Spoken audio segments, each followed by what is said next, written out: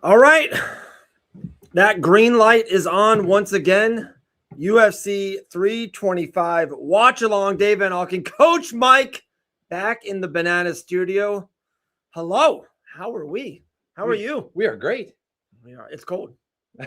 Can we just start there? I mean, it's cold. part of the human experience. We all got it in common, right? All right. It's cold. It's cold. Wherever you are, it's probably colder, but it is cold for us Floridians. And it's not Florida cold. It's real cold. Yep. Like I grew up in New Jersey. We get real winters in New Jersey. That's a thing. Moved down here. I was like, these Floridians say cold when it's like 57 degrees or it's 62 and breezy. They're like, oh, it's cold. No, it's cold. Floridians are allowed to call it cold. It's in the 30s, and tonight will be in the 20s, David. It could snow. I think that's snow weather. Snow weather. But it will be hot at UFC 325. That's called a transition in the business. That's a true pro right there, folks. Thank you. Diego Lopes versus Alexander Volkanovski in the rematch. Co-main event, I like the featured fight even more. Co-main event is BST versus Dan Hooker. Featured fight is super fun. Rafael Fiziev, who's lost to Gaethje not once but twice, versus Rufy. First name, how do you? Mauricio? I think it's Mauricio Huffy, isn't it? Or does he go Rufy? I don't know. Mauricio. Oh, Drew Van Auken's in the building already. We are minus 23 wind chill. Uncle Drew. NC boys, dude. What? Yeah, it's crazy. He sent me videos. NC are you in? He sent me videos today. It was like a winter wonderland. It was like the Arctic. I forget. He moved from Tennessee to North Carolina. Yeah. But that's like the same part of this, right? It's just like over a little bit, right? He just moved east a little bit. Not to the ocean. He's right. Yeah. Right. He moved left. Yeah. No, I think he moved right. Depends. If you're facing south, I guess he went left. Yeah, he's probably he's like, Jesus Christ, you guys. Take a geography I drove there lesson. literally myself. Still don't know where he lives. Drove there. That was a fun time, dude. I had a great weekend. Got to go back. I think he's coming to Florida soon. That's the rumor on the street. But I can't wait. Big pay-per-view, back-to-back weeks. I haven't talked to you at all about this, Mike, real quick, because we got 8 minutes before we get into the PV of 325. Prelims have been fun, by the way. 324, Justin Gaethje wins the interim championship, defeats Paddy Pimblett. Any hot takes from 324 or? No, I watched a significant amount of it, all of the main card. I didn't expect there to be any production issues, and there weren't really. Paramount Plus I thought worked really well. Everybody's complaining about the ads. It didn't bother me at all. Not at all. I mean, ESPN Plus did the same thing. Maybe there were more ads on the main card than there would have been on a pay-per-view, but it wasn't distracting. They were just at different times than what we are used to. We are used to see the full walkout, and that changed. Yeah. And also, I do agree. I think the main event, especially, and then the co-main event, I do want to hear the corners. I may be one of those guys. I'm probably in the minority, but I've seen a lot of people say that, like, oh, as soon as the round went, they went to a Burger King commercial and not to the coaches. And that kind of messed with me. Yeah. But there was always commercials. And I used this literally same example on Tuesday's Fight Banana show with Elle. We watch Disney Plus religiously all the time at the house, and we don't have the premium. We just have the normal Disney Plus. Sure. So literally one part of Toy Story 1, Buzz Lightyear's jumping, and it goes to a commercial. Like, that's just, I'm like, like that's what it is. Style commercial. Yeah. It's that's a part of life. And so I didn't think anything of it. I mean, back in the days of, I don't watch sitcoms anymore, but they would write to when the commercial break was. Yeah. So it's like, okay, I got an 8-minute opening, then I got a 6-minute section here. Like, so you didn't land a joke where a commercial would be. Right. But as far as the fights are concerned, I did pick Paddy to win. And not this guy. I mean, it was just clear pretty quickly that he's not there yet. And depending on who you listen to, he may never be there. Yeah, I was going to say that. He's never going to be there. Yeah. And real quick, Sean, we missed you, dude. We see you in the comments. Appreciate it. He had some good points about, he thought the commercials were maybe because of canceled fights and quick finishes. Sean Sterling very might possible. Be possibly spot on. Real quick to Paddy. In the Fight Bananas genre for 5 years, I've been the most pro, I feel like, Paddy Pimblett guy on this island of Fight Bananas. And this is exactly where I have him rated. I think he's the 7th best lightweight in the world right now. I thought about that last week, and I think about that maybe even strongly or now. Yeah. People before thought he shouldn't belong in the top 10. I'm like, no, Paddy Pimblett's really good. Right. Like, and me and El disagreed on this. If Paddy fights Moicano right now, Moicano, man, Thank you. I was going to bust your. I went so back hard there that. to 1999 so quick. If he fights Moicano right now, and I know he's friends with the Dawsons, I think Paddy wins. Like, I think that highly of Paddy. I just don't think he's ever going to be world champion, and there's nothing wrong with that. Right. I mean, it's hard. It's hard to be world champ. I mean, you look at that fight and you say, where can he improve? Right. And I mean, his striking isn't going to improve well enough to really hang with like Ilya. I mean, I don't think even with the weight difference, I don't think, if he can storm through it, because he's durable as hell. If he can walk through that fire and, manhandle Ilya, but I mean, can he even do that? I don't know. Because he wasn't shooting on Justin. So it's interesting. I think top 5 or lower half of the top 10 is probably right for him. Yeah. But I mean, the star power is what sells a lot of people, myself included. You're like, I want to see this guy come in. Totally agree. I mean, I watched along with the Dawsons last week, and my comment when he was walking out was he's so loose. Like, just so loose and relaxed, and the moment's not too big for him. Right. And that's great and all, but you got to win fights. Yeah, that's for sure. Got to win fights sooner or later. Right. They're showing right now Tai Tuivasa warming up. Guys, I have a feeling I'm literally going to open up my Hard Rock bet here because I live in Florida. He's a plus 250 underdog. I'm calling it my shot right now. Tai Tuivasa wins the opener on the pay-per-view. He's fighting Taliesin Teixeira, who's that super tall heavyweight, super young in the UFC. I'm calling my shot. Tai Tuivasa, I don't think he's fought like in a year and a half or 2 years. Bad losing streak went away. Sometimes that's the best thing you can do. Is just kind of get away from the sport, get off that hamster wheel. And now he's back. He's fighting in his home country. I think he actually absolutely gets it done. Yeah, I mean, like you said, he's on a losing streak. If he loses again, it's bad news. Can you click on him? Is it how many losses? No, I can't there, but I can pull him up here. Sean goes Malarkey plus 7.5 at plus 300. You feel the value on that? I do, Sean. Yeah, I see that. So he just has to not get knocked out. Yeah. I'll vibe with that for sure. Plus 300. Let me check my Hard Rock bet right now. I'm going to match that Malarkey with Tai Tuivasa. We'll run with it. Oh, 4 in a row. 5 in a row. Oh, Gone. Baby. Thank you for showing me this. Volkov, Tybura, and Rosenstruck. They are good ones. Those last 2 aren't great, but Volkov, Surge, and Gone, those are 3 great losses. That's top 5 stuff. I mean, his run was Struve, Hunsucker, Hardy, Sakai, and Lewis. That Derek Lewis one ages great, doesn't it? Yeah. In Houston, too. Wow. Yeah. That's 20. His last win is in 2022. We are in 2026. 4 years since his last win on February 12th. Am I dumb thinking that Tai Tuivasa is going to get it done? Am I off my rocker? He won in 2022, then lost 2 in a row in 22. Yeah. Lost 1 in 23.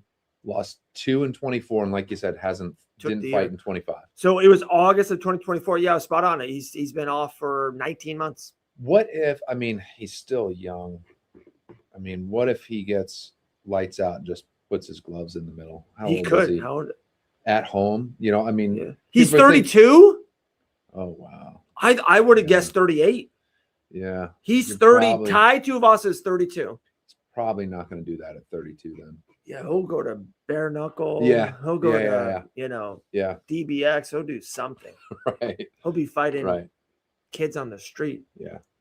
Wow, Tai Tuivasa is 32. Yeah, I mean he's got. So I think he gets the job done. I'm going to my Hard Rock bet right now. Yeah, let's put your money where your mouth is, right? I just closed the wrong thing. So let's jump back to the 324 real quick. We got 6 minutes. We got it. What are your thoughts on Mr. O'Malley? Oh, I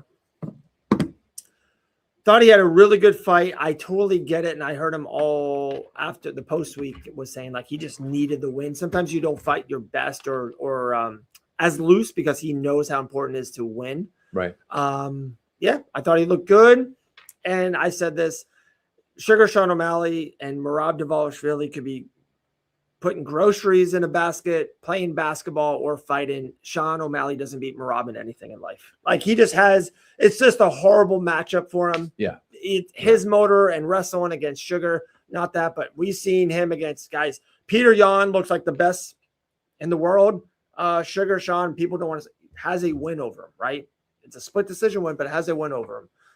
I think Sugar Sean's really good, really talented, and back on track.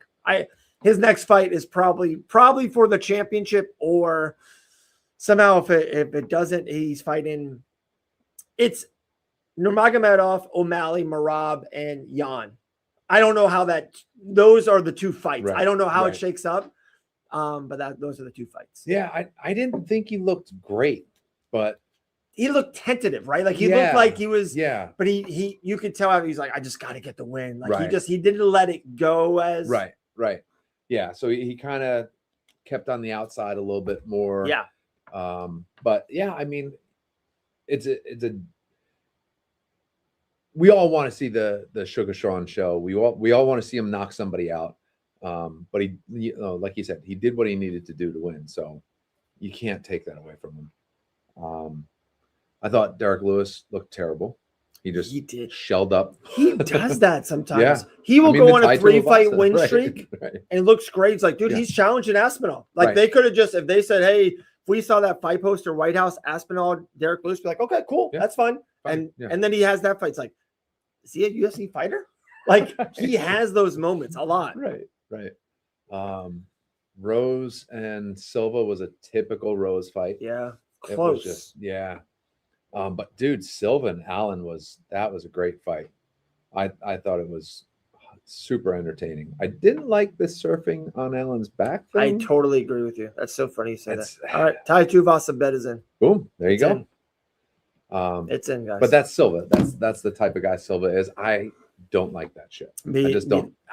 You know how I feel, and in life I'm the exact opposite, and that's why maybe I'm so attracted to it. It's not a sport. You're going into a cage fence with a hard mat, and the other person wants to beat you to your unconscious. Like that's the real thing. It's just not fun. It's not, to me, like people are like, oh, it's a sport. I guess you can call it a sport. It's not a sport. Like it's a fight. Right. Yeah. We're in a fight. Yeah. And you're jumping and surfing on someone's back. I just don't like it. Yeah. I just don't like it. What if he would have fell and accidentally literally blew out his knee? Right. Like people have won fights and like done like a celebration and they've got hurt. Right. What have been if he's winning this fight against a really tough Arnold Allen, jumps on this guy back, jumps off of him, and then your knee kind of bobbles the wrong way. It's like, what? Right. Johnny Walker blew out his shoulder doing the worm or whatever. You know, like, but at least he won the fight. Yeah. Like, you know, it was after the fight. This guy's in the middle of the fight. Yeah. So I'm not a fan of it at all. Yeah. I mean, I didn't even like when Stylebender, he humped Costa, right? Was that Costa, that fight? Where you got yeah. Like it was so unnecessary. But that's just me. That's not my style. It never was. What's Sean saying? He's saying that when Yan won, it shakes everything up. Totally agree. And then what was up with Finney tonight? Oh, Taurus Finney got his butt whipped. Oh, did he? Yeah, guys. He's super nice. I talked to him on air. I talked to him off air. He's a big wrestling guy. Nice guy. Might not be, a high-level UFC fighter. That's just the honest truth. Really nice guy. Don't know if he can win multiple big fights in the UFC. I think that's just the honest truth. That's tough. That's what's so crazy about sports like this versus team sports. Team sports, you have pieces and puzzle pieces, and you can put a team together that works well together. This is you and only you. Mm-hmm. And if you don't have it, you don't have it. There's not much you can do to fix that. Yep. Especially like we were saying earlier, someone who's in their 30s. You can't go backwards a decade and work on your striking more. You're in it now. And if you can't get better, there's going to be some hard decisions people are going to have to make about you. Right. Totally agree. Or maybe easy for the promotion. Yeah.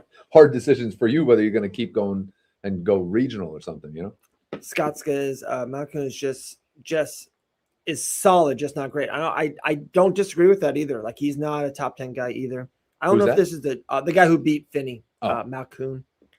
Dave should work for the State Department.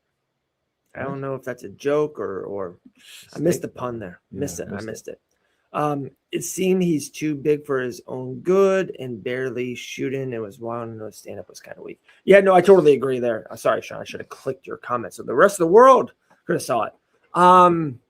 Yeah, like maybe he was so negative. Like the MMA community was so negative about his last fight because remember that's all he did was wrestle.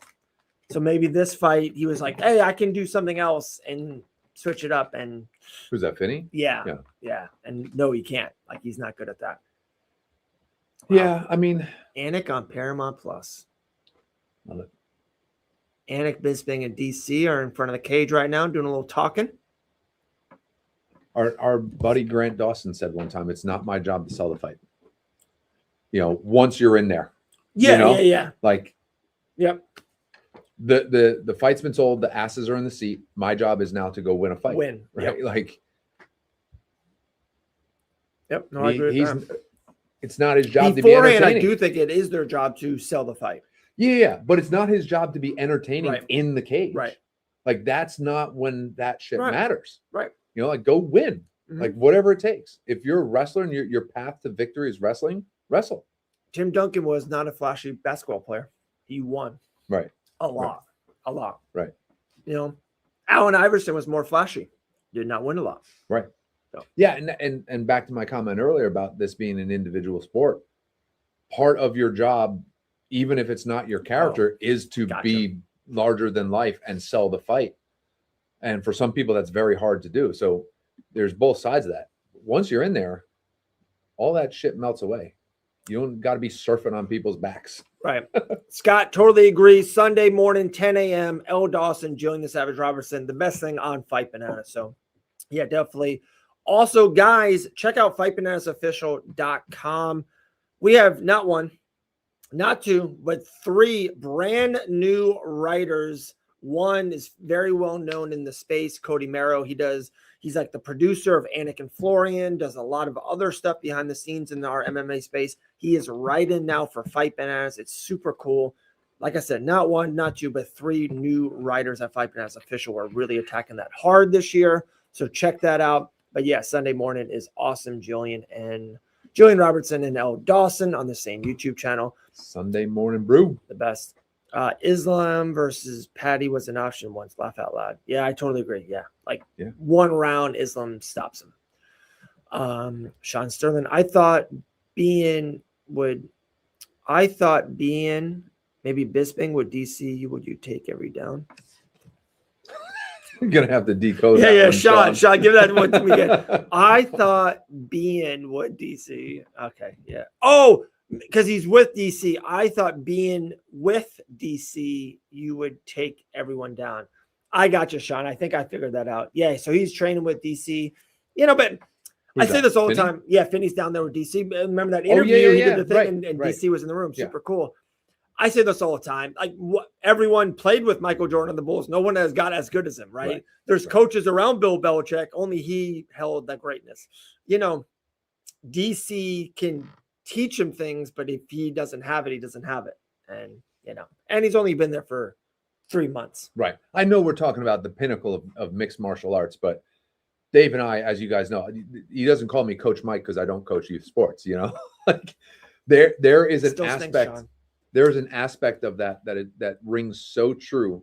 Like you can show a kid, you can have a kid do it, you can ask a kid, you can tell a kid, whatever it is. Yeah. And they just, for some reason, don't do it. Right. And you're like, okay, is it a brain thing? Is it a physical thing? Is it an understanding thing? Do I suck as a coach? Like could be just 10% of all of it. Right. Exactly. Yeah. So to your point, like, not that I'm the Bill Belichick of youth flag football. There we go. But like, there we go. You know, you could be a great coach, but if the kid doesn't have it, the kid doesn't have it. Yeah. Perfect example. We went 9-1. Our playoffs start next week. But the second to last game, we still won. Spoiler alert in the story. But our best kid on our team, this kid name is Bennett. Love this kid. He's got so much energy. Give him the ball on offense. He's Walter Payton, right? He's sweetness with the ball in his hands. And on defense, he's super fast. So it's the last play of the game. We're up by 6. The other team has the ball at the 5-yard line. I'm like, Bennett, they're throwing to number 2. Like, I'm telling you, I'm pretty good at this stuff. I'm like, they are throwing it to number 2. Don't blitz, because I usually have them blitz in and get in the backfield crate and have it. Like, just stay with number 2.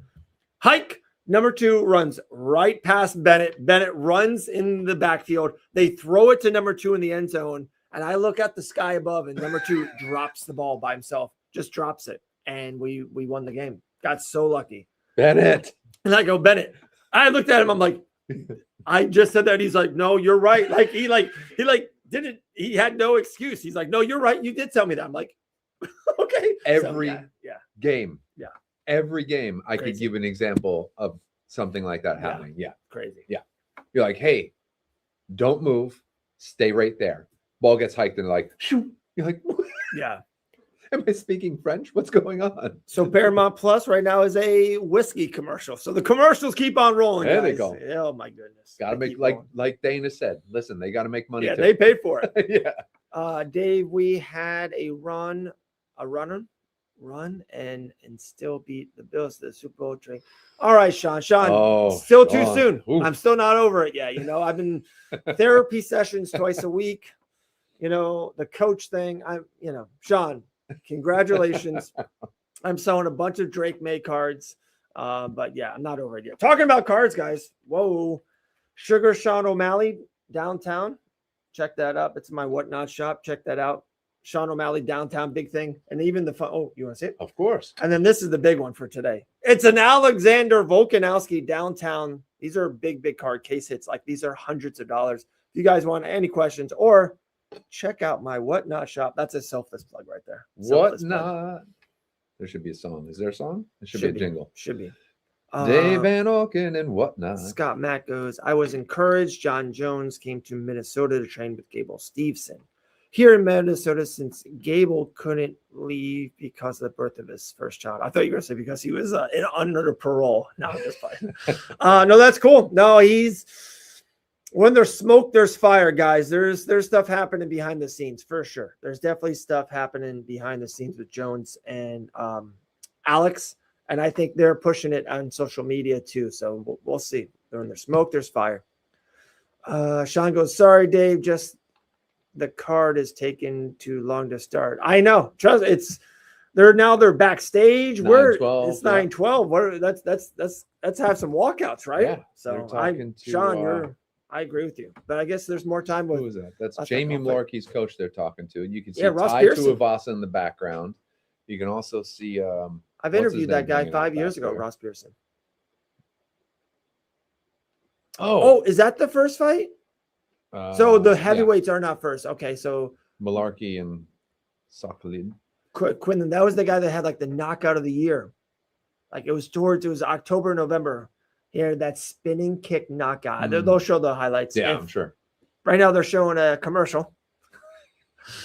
Man, yeah. This is tough actually. Right I'm scrolling down to the bottom, and some of the prior fights are up here, and shows Jimmy Crute, canceled. The first Quillen fight canceled. How about the news about Ortega today? Or broke yesterday or whatever it was. What happens. The hell are they going to do with him? He completely shits the bed the last couple fights he's been in. He's probably got one more out. One more. He loses, and he's, I would assume, to the PFL. Right. Like, I think the hype train of this guy. I know. Like, he almost beat Alexander Volkanovski. Right. He had him in that choke. He was gurgling. He said, I could hear him gurgling. Yeah. And Volk just went, yeah, no.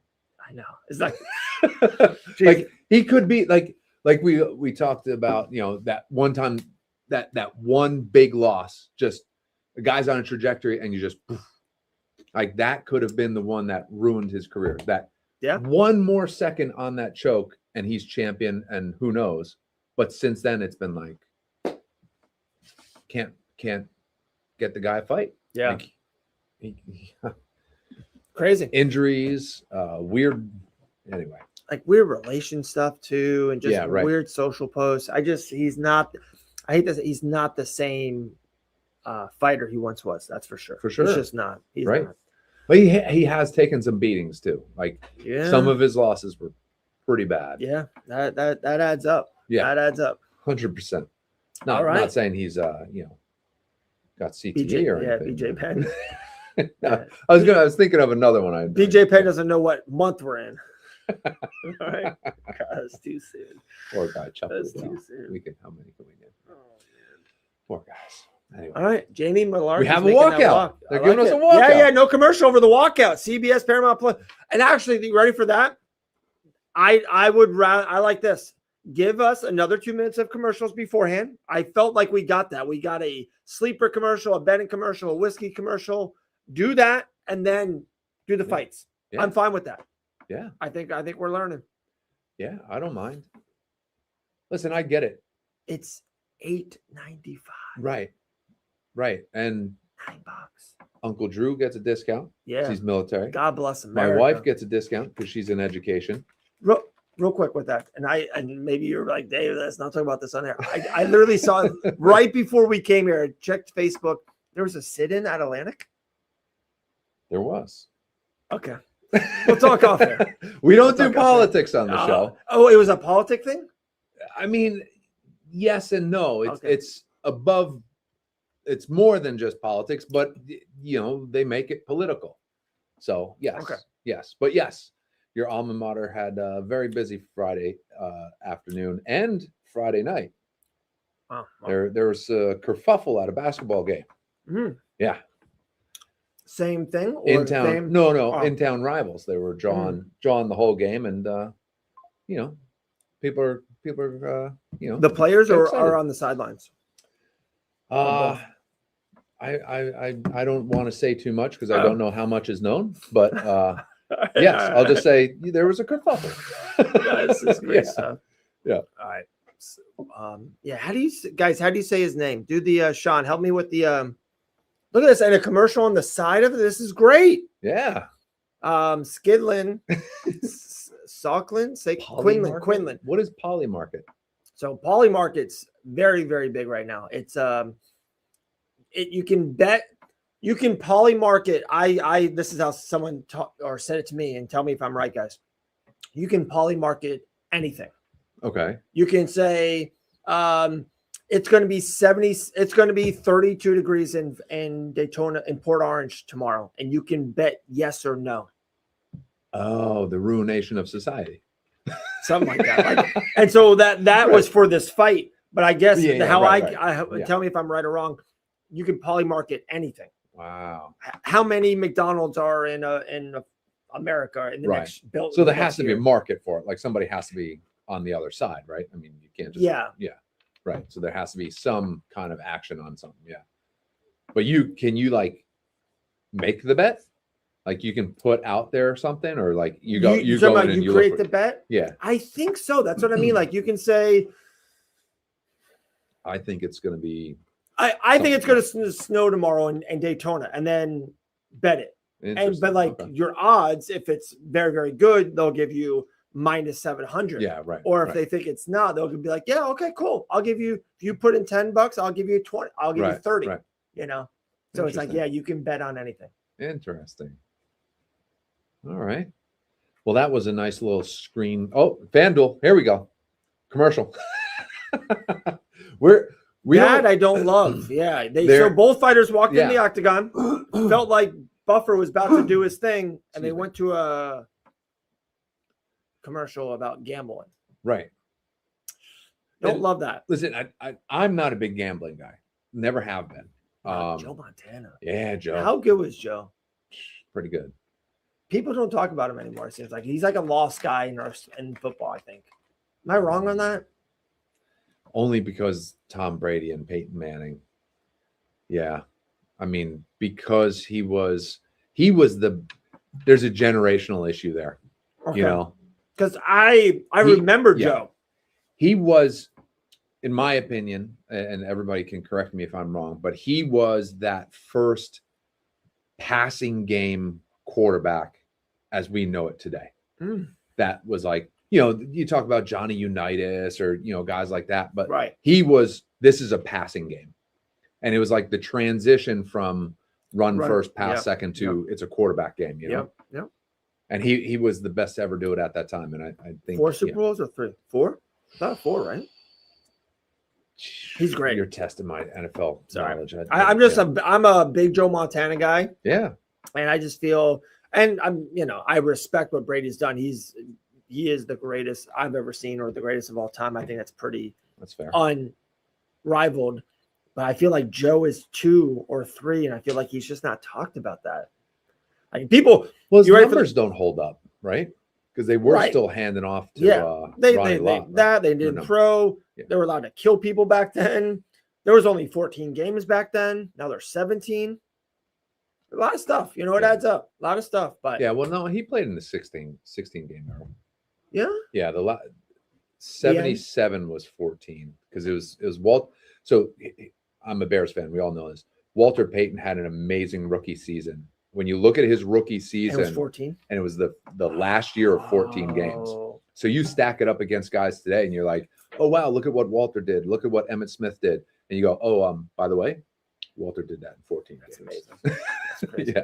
So I think that was 77 was his rookie year. So Montana would have played in 16 game seasons. All right, we're about to start. First fight of the night. Here we go. We're here, right? Let me go. I mean, anytime you can talk about Joe Montana and Walter Payton, like it's a good day. Malarkey. Here we go. All right, round 1. Love it. Should be a fun fight. Quinlan is a -700 or 800, massive favorite, but telling you, Malarkey's got more UFC fights, just kind of very gritty, old school type of guy. Let's see if Quinlan is that monster that the UFC thinks he is, or it could be a tough fight. Oh, Quinlan's wrestling already. Instantly. He's on his back. Working on his back. Yep. Malarkey's. Wow, did not see that. Everyone thinks he's a striker. Doing a good job of dragging Malarkey down. But big shots. Malarkey made it over to the fence, and Quinlan gave him a nice big elbow. Gave him a knuckle sandwich to 2 the face. in a row, yeah.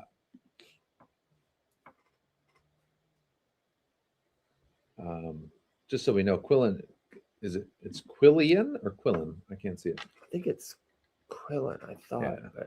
But, he's 10-1. Talking Daytona, the 500 is 2 weeks away? Can't wait. Yeah. Sean, I went once when I was 8 years old, and literally funniest thing ever, in the skybox at the Daytona 500, Oof. I met Troy Aikman.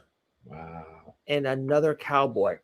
Like Ross Pearson. Is that a cowboy? Ross Pearson? Ross something? Might be. Yeah, I was 8 years old. Super cool. Wow. Also, there was so much glitchy stuff tonight with Paramount. Ooh. Oh, really? It's been good on my end. Nice outside leg kick by Quinlan. He's just looking good. Jim Plunkett, go Raiders. That's funny. Shout out. Hey, Jim Kelly, man. I'm a Jim Kelly guy. No, that transition, you're 4 Super Bowls, hand it off 3 Thomas. Super Bowl MVPs for Joe Montana. Thank you, Sean. Sean's our guy. Yeah. Mike, I like your Bears, but I hope Day's Bills fall apart. Make it easier for the Pats. Sean. Hey, who was the last team to beat the Patriots? Hey, listen, all I know is the Bears are 1-0 against the Patriots in the Super Bowl. Wow, that's true. So, there you know, now do you have to go back? Perry? Do you have to go back 40 years to see the? Yeah, you do. But 1-0 is 1-0, right? Right.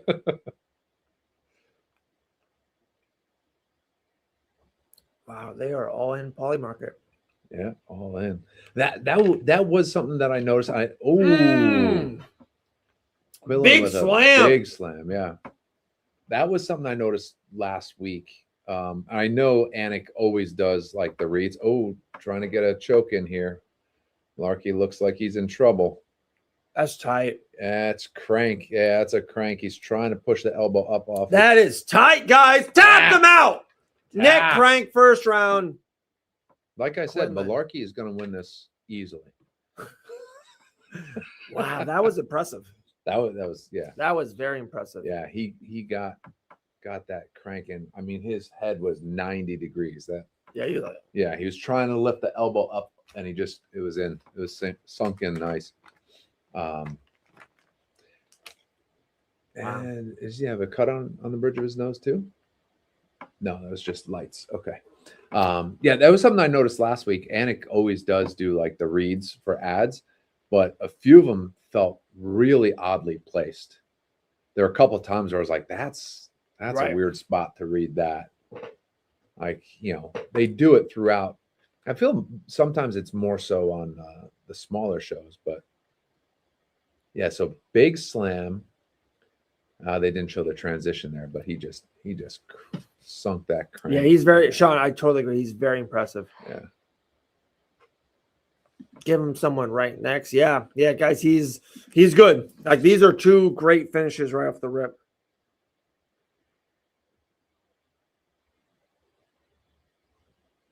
Up next, Tuivasa and Teixeira. I don't know if Tuivasa has anything to say to Teixeira. I don't know. I bet on I know. I know you did. Jeez. I know you did. Yeah, it might not be a good one for me. I felt a lot better. And then I saw all 11 years. What was the what were the odds on tie? I got him at plus 325. I mean, that's and I didn't put a lot on. I put like 100,000. I mean, it's just pocket change. Just I'd be 325,000. Exactly right. That buys you a pay house. Off your Ferrari. Wow. So last night we're at the Coach Mike's had a story. Cooper's team. It's nothing crazy. Cooper's team has the playoffs. Had a rough season. As you know, I wasn't going to coach this season. I wasn't going to coach. To be nice, the team needed help. So I kind of voluntold myself to the coach. I was like, hey, I'm helping, whatever you need. I have my badge. I'm ready to go. I'm cleared. Like, I'm helping. Not quite that way, but pretty much what I did. It's been a rough season. We've only won 2 games. Last night, the first seed and the second seed have a bye. So we are ranked 9th, and we get matched up with the 8th ranked team. Okay. Yeah. Should be a really good game. We mercy ruled them, Dave. Woo! Woo! Lord mercy. Not only did the team show up in strength, they showed up to play. They listened. They were excited to be there. It was incredible. It was like, what team is this? That's awesome. That has only won 2 games, comes alive in the playoffs. Love that. The bad part is our next game is against the 1 seed. Oh, that's tough. So hey, yeah, hey, if anyone can do it. Any given Tuesday night in Port Orange, So that was last night, and then this morning, as you know, we're at the fields again for baseball assessments. So if any of you out there have kids, the best thing to do for your kids is to keep them busy, because otherwise they just sit around the house and bounce off the wall. So you get them places to go, things to do. Mine might be too goddamn busy. Well, you have 16 kids, so yeah. Oh my goodness. You got 3 different age groups. Yeah. We got Moana Jr. We got Emmy's doing something extra at school. Mm-hmm.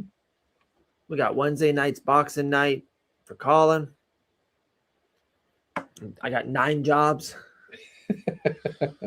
It's been a fast January. So it's been a fast January. To make it more exciting, because a couple seasons we've had here where we live in the Daytona Beach area, we have multiple locations that you can play baseball at, right? You have 60-foot fields, 75-foot fields, 90-foot fields. You have softball fields, all the different facilities you can go to. As our kids, my 2 and 2 of Dave's are in different age groups at different fields. Yeah. So as if that wasn't difficult enough as it is, doing 2 different locations in the same league, now, because our hometown couldn't get enough people to sign up for 13U, my oldest is playing in a different town. Yeah. So I have one that might be playing in one town because that's where we live, and the oldest playing in a different town because that's the only place we can get a league for his age group. So I'm going to be driving all over the goddamn place between New Smyrna Beach and Port Orange. So it's fun, but what are you going to do? Yeah. Got it. Jacob wanted to play. I was going to coach him this year, and they're like, "Hey, we have enough kids for 2.5 teams, Dave." That's crazy. It's wild. And one of my first responses on it, and I'm so stubborn about this, and it's why I do it. It's why I coach for sure. There's so many bad coaches. Yeah. I feel like, and maybe it's every city, probably is, but at least in our city. So a couple of the good ones, I feel like almost every kid I've ever coached, I've always seen him play another sport or the next year. Always. Yeah. Even today in the 8U is funny because, dude, there were 6 narwhals at the assessment today. Yeah, that's what I mean. All former players of mine and yours. Like, yeah. The best part was, so my girls are 6 now and Dylan's 8. So the girls are playing 6U soccer. Yeah, they're 6. Holy and it's wild. Shit. So it's 8U. They actually could play up. They're nowhere near of playing up because they just turned 6 on New Year's Eve. They could. That's crazy. And it would be pitcher machine, but like I said, they're not near. But however, 2 boys that were on the girls' team last year for 6-year T-ball when the girls were 5 were at the tryouts this year. I mean, the assessments to play on Dylan's team on 8U. So I could coach the same kid the year before with Taylor and Emmy, and now this year with Dylan.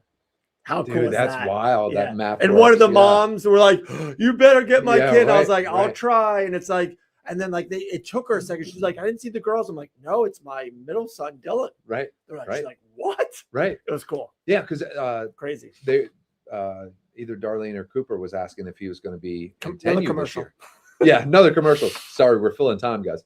I was like, no, Dilly doesn't bump up. They could play him up, but it wouldn't make sense to do that yet. Yeah. Because he's at like the lower end of that age bracket. Yeah, no, in other sports, we moved him up in basketball 2 years ago, and we would maybe do it. Oh, he's already aged up, but we would have done it this year. But baseball, we skipped last year. Remember, because Colin played and we had the girls, we couldn't do it on dates. Right.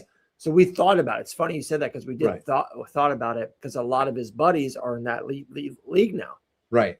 Right. But to miss a year. Yeah. You know, basketball is one thing. To miss a year and go into kid pitch is a big jump. Big jump. You know, like that's you know, if you went from kid pitch directly or machine pitch directly to kid pitch the next season, you could play up. But missing a season, you almost need that back. Right. Yeah. And again, like he's younger in that bracket anyway. So I was going to say something else before that. Sorry. No. Another commercial, by the way. Yeah, still going. I like this commercial. The Bud Light Bruce Buffer commercial. It is. Yeah, no, it's fun to see all your former players. One of the kids was wearing a Narwhals jersey. Yeah, it's the best. It's like, oh, that is so cool, man. That is the best. Remember Finn? Oh yeah, Finn was there. Yeah. Hit 3. He's in Dylan's class. Oh, is he? Yeah. Okay. Yeah. He was right in front of Cooper, and they were talking. But was Owen there? Yeah, Owen was there. The other Cooper was there. Joey was there. Lennon is the one who's wearing the Narwhals. Finn. Yeah, Owen's a stud. Owen's a good player. Yeah. He was on our basketball team, dude. He was, I don't say this like he was like the glue of the team. He's the one that threw the ball in. He's the one to set a pick. He's the one like, hey, the other team guy was starting to get some shots off. Like, Owen, go guard him. He was our glue guy. Yeah. He was our Draymond Green. Dude, you should see him on the flag football field, man. He's doing good out there. He's on your team. No, we played against him. Oh, yeah.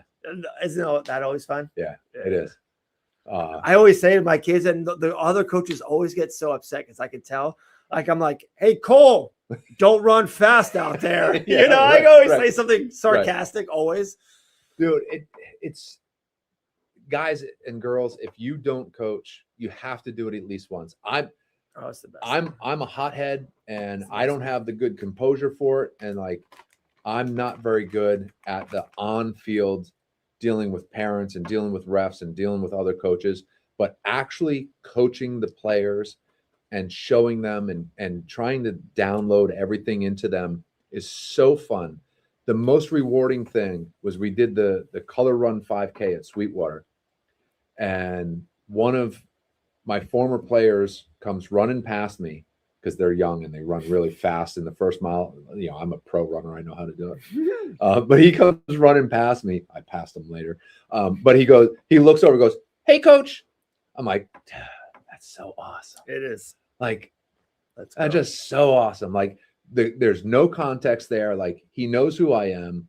You know, like, it's an awesome feeling, guys. If you ever get a chance to do it, well, you know, your kid or your nephew or whatever, do it. It's so rewarding. There's a lot of tough stuff, as you know, Dave, that comes with it. Yeah. But at the end of the day, when some 8-year-old looks up and he goes, "Hey, coach," it's just like,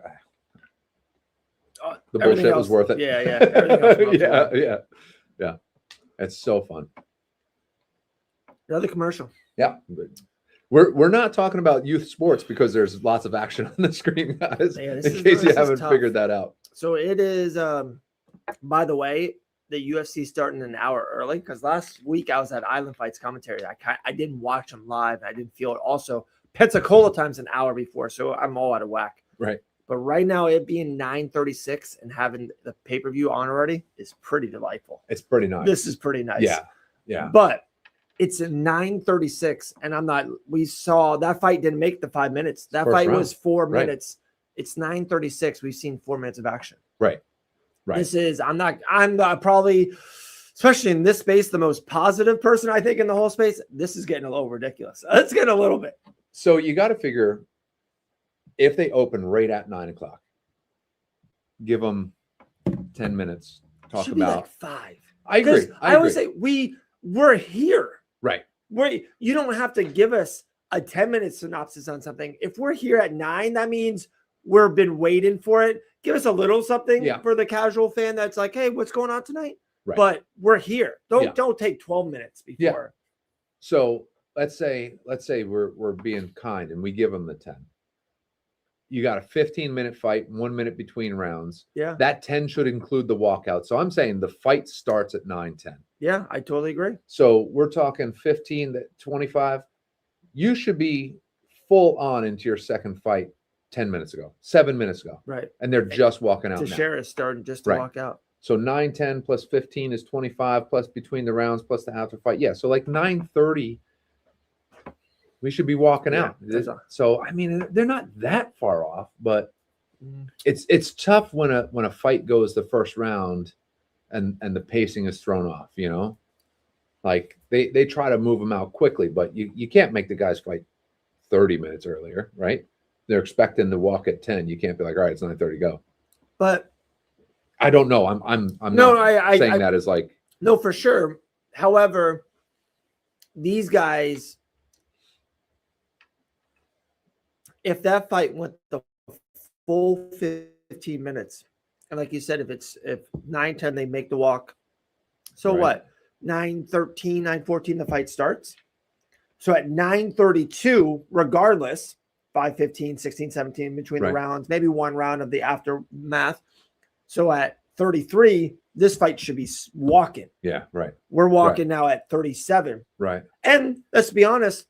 Hey guys, the ultimate time, the latest you can walk is 9:33. But by the way, if it's a first round knockout, we're gonna make it 30. Like we're gonna 5 minutes early. Yeah. Like, yeah. What are we doing? Yeah. And again, like you said, there's they're the one that signed a $7.7 billion deal. I guess they know what they're doing. What am I? Right. We're fighting over 5 minutes here. Yeah. When you really think about it, it's like, yeah, I mean, it could be a lot worse. Yeah. I mean, I'm not going to say names, but we've been at events where you're like, are we going to start this next fight? What the are you doing? Jake goes, do kids only play organized sports until they finish high school, college, or is there something to compete in when they're in their 20s, 30s. I played organized soccer into my 30s. Oh, yeah, for sure. Yeah. My older brother plays like kickball and sports at night and stuff. And Port Orange actually does a pretty decent part of that. And it's fun. I almost even did that or wanted to do that this year, but the nights were the same nights as my kids would play, and I'm coaching them, so I couldn't do it. Yeah. So no, there's a lot of adult sports. Yeah. One thing I did in my 20s was the company that I worked for at the time had a co-ed softball league. Yeah, nice. And that was fun. Yeah. So it was like every team you had to have one woman. People still stack their teams, and just like you'd expect, you get a group of people together. Right. But it was fun. You go out there with your coworkers, little extracurriculars, and there's all kinds of leagues like that. It's not just baseball and softball. Back-to-back flag football champion QB1 right here. Just saying that. I just saw a picture of it, didn't I? Isn't that it there? That is? Yeah. You got that right. That was my late 20s. Yeah. I think it was like 27, 28 back-to-back. That's pretty nice. We literally played kids that went to Florida for football. Beat them. Yeah. I still got it. I may have been all shore B North tight end for the Jersey Shore Conference. We could have used it out there. Yeah. Yeah. That basically just means, hey, you were not good enough to be on the all shore team. Oh, really? Yeah. No. It was like honorable. That was fun. Those were definitely some fun days. Like you said, it was more about probably almost everything was the extra. We would meet up with the boys and put on the new CD that was on. The football field was right next to a 7-Eleven. So, Oh. It was tall boys and footballs. Before the game, it was a Slurpee, and then after the game, it was a Bud Light. You're 26, right. you can do whatever you want. Absolutely, dude. If I drink once a week, I'm out for 4 days. Dude, well, that in the softball days, we would take the train home, and you could drink on the train. That's fun. So That's fun. we'd be sitting there waiting until you get on the train because you couldn't drink on the platform. But once you got in the train, you just hear. That's awesome. Yeah. Back in those days when I could get away with it and still go to work the next day. Yeah, we'd go play some softball and then train ride home, get a little sauced up. All right, we got 2 fighters in the ring, Dave. I know, I'm ready. And I got Ty. I got money on Ty Tuivasa here. 32 Teixeira is 26 years old. 8-1 in the UFC. Minus 335 favorite right now. 6'7" to Ty's 6'2". Ty's got 6 pounds on him, but 8-inch shorter reach. Not sure Ty is going to have anything to say here. 12 versus 15, Dave. Ty Tuivasa being the 12, of course. On a 5-fight losing streak. Listen, few of our buddies out there have said that the heavyweight is a disaster right now. There are a couple young ones coming up. I feel we've been saying this for a year. But even the top is a disaster. Oh yeah, no, you're right on that. But anyway, I'm sorry, right. I cut you off. No, you're right. But there's just a couple on the way up. Remember flyweights was that 5 years ago. Now there's awesome. The flyweight division, top of it's great. Just like it comes and goes. Yeah. The AFC was dominant. And now to me, the NFC is the betting favorite in the Super Bowl. And like the team 4 and 6, like how good if Micah Parsons doesn't get hurt on this? How good is Green Bay? Looks like it. Or is that I think it's a like a mole. No, but is it? Yeah, it's just casting a shadow or something. I don't know. It looks weird. Did you just mention Green Bay, by the way? Yeah, sorry. My point was the NFC was deep. Like they're very good. Yeah. There was 8 really good NFC teams. And the AFC was not. And NFC North was pretty tough. And NFC West was pretty tough. Yeah. Yeah. Yeah. Imagine if San Fran stayed healthy. Right. And you still didn't want to play him even when they were healthy. Yeah, good team. All right, here we go. Here we go. 2 fighters in the cage, baby. Ty Tuivasa is pushing Teixeira towards the cage. Pushes them out. Oh, he's got Teixeira rolling already a little bit. And Teixeira wrestles him. Take him down. Yeah, I think that's a smart move. Very smart move. Teixeira's pounding on Ty right now. Ty gives his back up. Yeah. Trying to get up. Teixeira's wailing on him. Left hands. Oh, boy. Dave, I told you. $100,000 was too much to bet on this fight. Oh, elbows to the back of the head, it looked like. Sean, yeah, the heavyweights are coming, my man. Well, that'd be great because they need it, man. It's always an exciting division when, there's always a threat of someone being lights out at any moment. Am I reading that right? They're saying this is the longest fight of Taliesin Teixeira's UFC career? I didn't see it, but did I read that right, boys? That's a pretty crazy statistic if it is. Yeah. All right. Ty got his way. Boys are standing up. Teixeira trying to take him down again. Ty doing a good job of fighting it. Wow, we're over a minute. Ty's done a really good job kind of building himself up. Yeah. But Teixeira's got to back down. Right on top of the kick. Mount, full mount. Nice elbow to the side of the head from Teixeira. Yeah, Tuivasa just doesn't have much to say right here. Now he's, like you said, trying to. I do like his fight right now, to be honest. Though he's not. Some guys, you're on a losing streak. It's not going your way. You kind of welt or melt. You can see it. So far, it hasn't happened. He might get knocked out here, but he's fighting. And he's wearing Teixeira too. It's not like he's giving him a free ride here. Tuivasa isn't known for an incredible gas tank. So 2:45 left in round one. Yeah, great point by you, actually. Like if he can weather this little storm and then get up at the end of even this round, or of course it ends in round two. Yeah.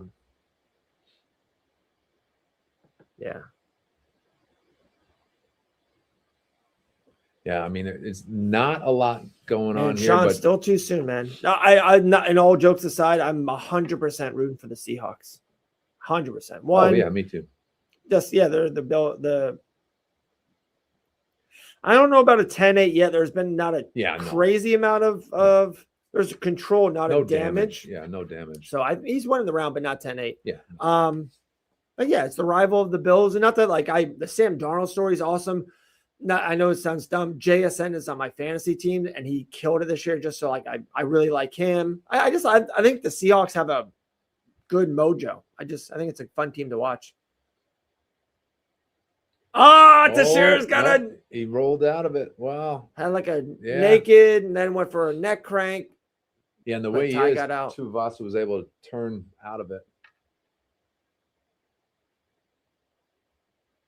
Yeah, minute 30 left. He is just, I don't want to say laying on him, but he's basically laying on him here. He has control. He's throwing punches and moving to. He tried to get that choke there, so it's not like he's doing nothing. But Tuivasa is definitely big shots wearing now. him. Yep. Big elbow. Again, not a ton of damage on Tuivasa, but minute left.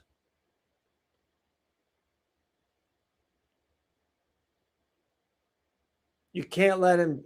Oh, there we go. Ty's up. Oh, caught a knee for his efforts. But Ty's going crazy here. Oh, good job. The crowd is going wild. On their feet. They want to see Tuivasa. Oh, big shot by Ty. The momentum has definitely shifted. Yeah. That was a great job getting out of that. He just bided his time, waited for the opportunity, and got up. He caught a knee in the process, but seems to be unaffected. But we'll see. We'll see what he can do in round two, because this is not his round for sure. Yeah, not his round, but we are going to see a round two. There was a second there that was Tuivasa just keeping his head right under Teixeira's chin, keep him from separating. I mean, ref could have separated them there. That was, a little bit of hugging going on. Wow. The momentum has definitely shifted. Yeah. I mean, I was impressed again, Wow. Teixeira was just doing enough to keep Goddard from standing them up. And Tuivasa just was super patient. Picture-in-picture advertisement. If you guys are just joining us, one of the big complaints about Paramount Plus was the ads, and just trying to keep an eye on it this week to see if it's really distracting. I didn't think it was terrible last week, but we've definitely noticed a lot of it so far here on the main card.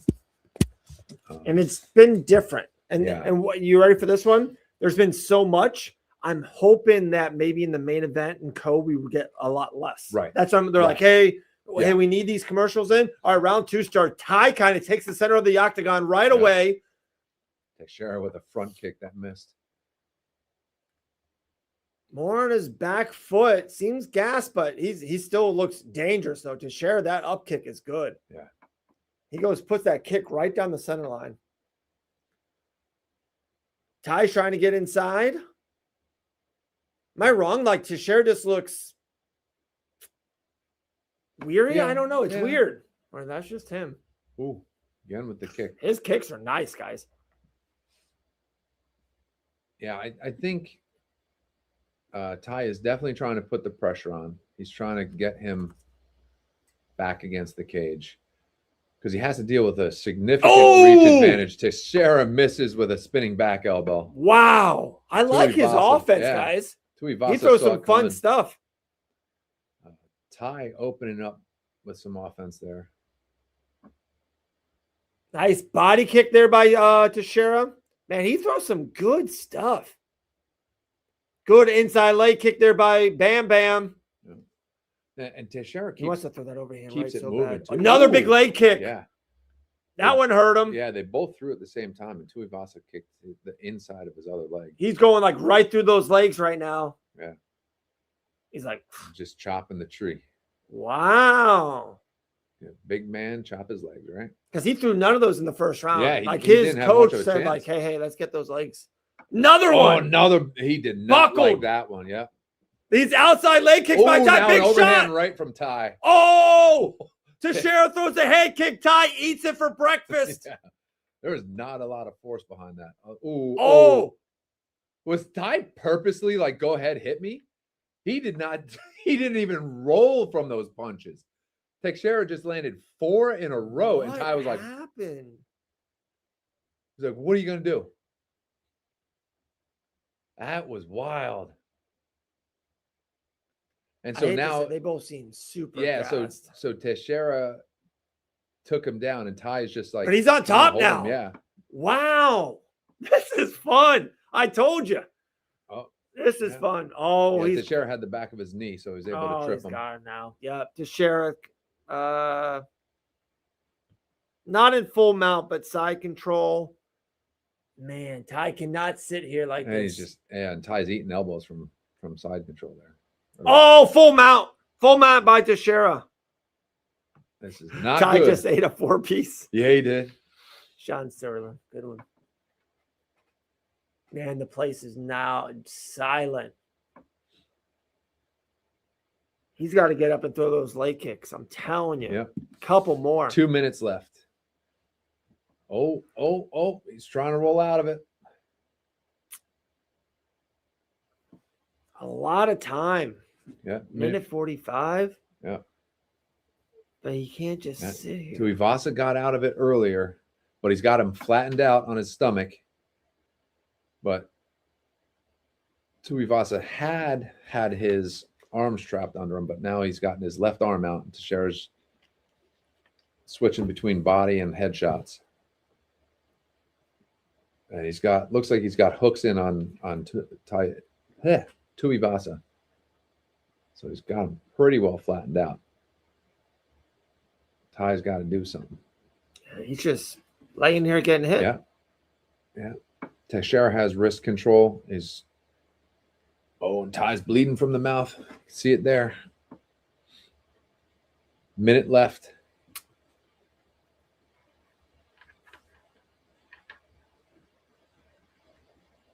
Wow, full control for Teixeira. Oh, he's working. What is that? Oh, he's out of it now. Yeah, it was a little arm triangle he's trying. Yeah. I mean, a head and arm.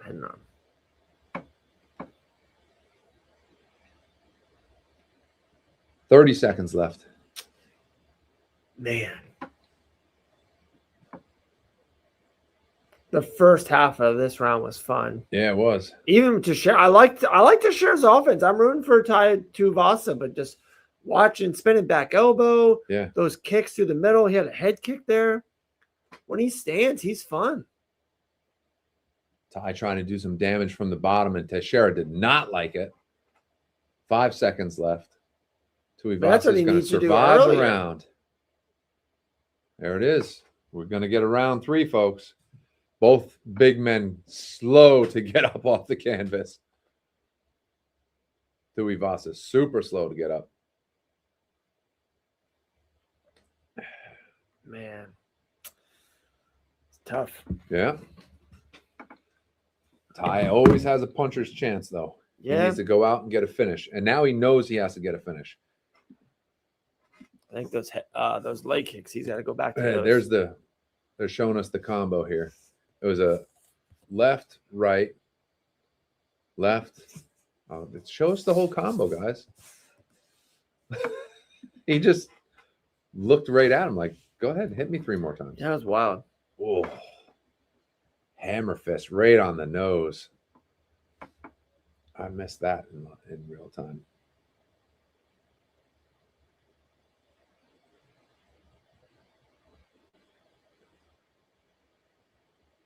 Well, the good news is Tuivasa felt his power and didn't get knocked out. So hopefully he round 3. Hopefully he just walks through it. Guy goes right to him.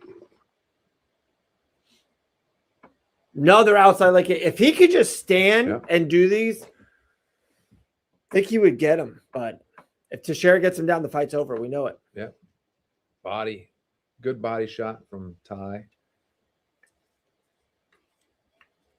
Nice push kick there by Teixeira again. Teixeira's just keeping him far enough away. He's that reach advantage is significant here. Oh, good. Oh, defended a takedown there. Good. Tai Tuivasa's team is telling him to go. Teixeira's breathing heavy right now. Yeah. Big shot. Pushes him against the cage. Yeah. Teixeira has 0 gas left. And Tai might have not much more than that. Why did Bam just clinch? Because if he gets inside tripped here, I would die. Break off and punch. He needs to separate an elbow on the separation. Easy for me to say because I'm sitting here in Daytona Beach. Where it's freezing, by the way. Yeah, where it's... yeah. I forget. Australia's opposite, so it's summer there, right? So weird. Or is it fall? Probably. Wow, what's happening? Tai is leaning against Teixeira against the octagon. Looked like a nut shot.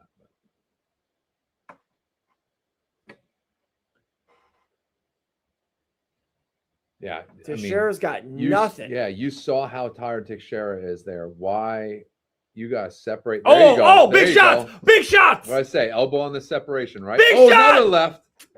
Tai is getting it done! Oh, big shot! He wobbled him with a left. Go, Tai! Go, Tai!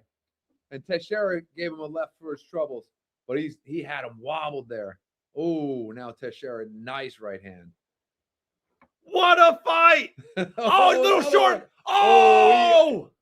He feinted an uppercut. Big shot by Tai! Then the crowd's going crazy on their feet. Clinches again. 2:43 left. Neither of them have anything left in the gas tank. Look at DC on the side. He's loving it. Tai, it looks like Tai's nose is split open. He's bleeding all over him. Needs to separate again. Yeah, he's got to separate and throw. He's down 2 rounds. Like you said, you cannot risk getting taken down here like he's about to. Tai able to fight off because Teixeira doesn't have the energy to take him down. Oh, what is this, though? Oh, an elbow again. An uppercut from Ty. 2 minutes. Teixeira's just walking away, not even looking at him. Oh, that was a nice body kick. They both got their hands on their hips. This is going to end with them both collapsing in the middle. Minute 45 left. They clinch again. Ty has nothing for him. Ty, he really doesn't. He doesn't. This is what he's got right now. He's got to separate and get lucky with an elbow and hope he can get him out with some sloppy boxing in here. I'm telling you, you should go back to those leg kicks. Yeah. If you can't walk, you fall. 90 seconds. Separate right now. Come on. Oh, Goddard was telling Ty to get his hands off the cage. Big body work there by Ty. Tuivasa just caught a big left hand from Teixeira in the mix there. These two big boys both look done. Minute left. There you go. Let him up. They should just stand. Yeah, Teixeira tried to go to the ground and Tuivasa landed on top of him. Or unless, I know this sounds bad, Ty's team maybe thought he won the first round at the end. Ooh. He's like, hey, you lost round 2, but now you won enough in round 3. And he's just sitting there. Look at this. You got to let him up. You got to let him up. Let him up. Push off his back. I bet you Teixeira is holding his gloves. Excuse me. Tuivasa had one significant strike in the first round. Goddard's taking a close look, telling him to get working. 20 seconds left. Tuivasa with good body shots there, but it's can't stop. You need a finish. Stand up. There you go. Come on. 9 seconds. Tuivasa on his back, trying to get a haymaker here. 5 seconds left. I tell you, he's going to end with both of them passed out. Well, that sure was entertaining. Two big dudes just throwing, exhausted, absolutely exhausted. The guy's coming over to help him up. They're both just sitting against the cage like, we're good here. Wow. Well, if you're someone you don't lose your job heavyweight in the heavyweight division, you're looking at those two going, oh, this is I told Grant Dawson, just keep eating. Just keep eating. Right. I mean, John Jones is going, I don't have to worry about either of these two guys. Tom Aspinall is going, I don't have to worry about either of these two guys. I mean, we already knew that about Ty, but I think we just learned about Teixeira. Am I wrong, guys? Tell me if I'm wrong in the comments. I think we just figured out that Teixeira has been probably fighting against guys who had no right fighting him.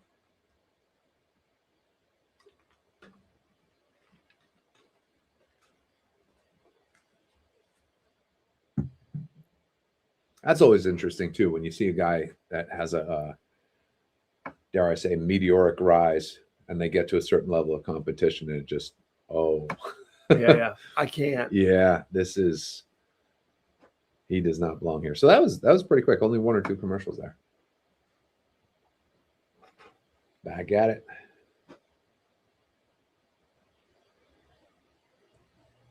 Oh, we need to put the closed captions on for so we can see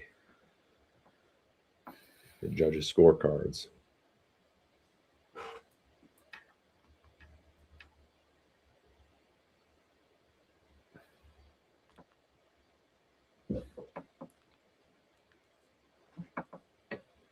Man, Goddard looks so disinterested. Dana yelled at him, said, told you to get him up. Big sound or picture or just.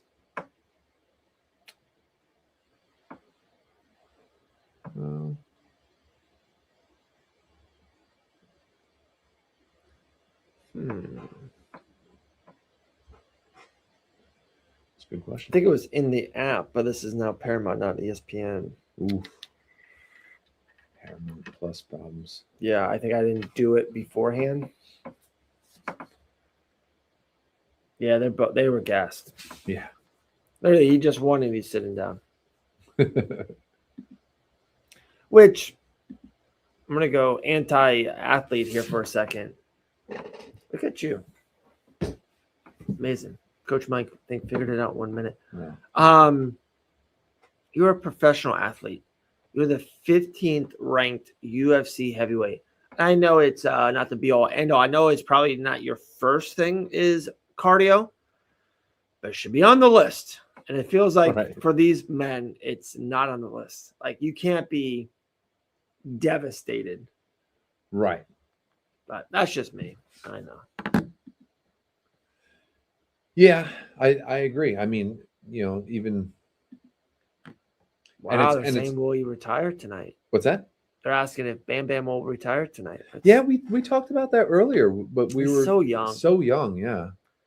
I have to say, I felt like he was a little bit better tonight than we saw in other performances. Yeah, but again, I mean, 6 in a row, and he had nothing for Teixeira, was gassed. I mean, you're going to put him on a main event and ask him to possibly do 5 rounds? Yeah, no, that's never happening. And people don't understand this too. This is sometimes a vicious work cycle. Because Tai Tuivasa did go on that win streak, and now he's 6-5. He's probably had 15 fights in the UFC. He's making mega money. Right. Like he's making a ton of money. So those guys you just can't put on the prelims. You can't put a $500,000 fighter just fight 2, where he should be fighting wise, but he can't be there. This is his 23rd fight, and yeah, he had 6 non-UFC, so 17 fights in the UFC. And he is, let's see, 3, 6, 9. So he's 8 and 9 in the UFC. Yeah. All right, 2. He's making a ton of money. 6, 8. Yeah, 8 and 9 in the UFC. So, I mean, make room for some young guy. I mean, there's no reason for him to be. He just got beat by number 15, so you got to drop him. Yeah, he's not ranked. He's not ranked anymore. You can't be 6 in a row. You got to cut him on Tuesday. You have to, especially if his contract's up. Yeah, they're showing a video package now for. It's funny. There's no pay-per-view in February. They went back to back at the end of January. No February, but Charles Oliveira and Max Holloway headlines the next one. Yeah. Gosh, that's fun. That's fun. I was there for that. Where was that? Vegas. Oh, okay. That they did like that big press conference, and that wasn't announced yet. It's funny, before they were putting stuff on the video, and it popped up on the screen for 2 seconds. Holloway versus Poirier. I mean, Holloway versus Oliveira. I'm like, why did they pop that on the screen? That's not a fight. And then like they started making it, and then everyone looked at the chairs and were like, wait a second, there's 2 extra chairs, and everyone started like putting it together. Right. And you could feel the room. It was so cool. That was cool.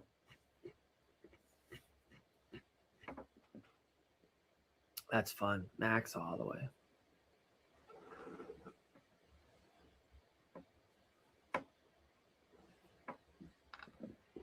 Man, Oliveira went on a tear, didn't he? Yeah, it's one of the best lightweight runs ever. Yeah, rough start.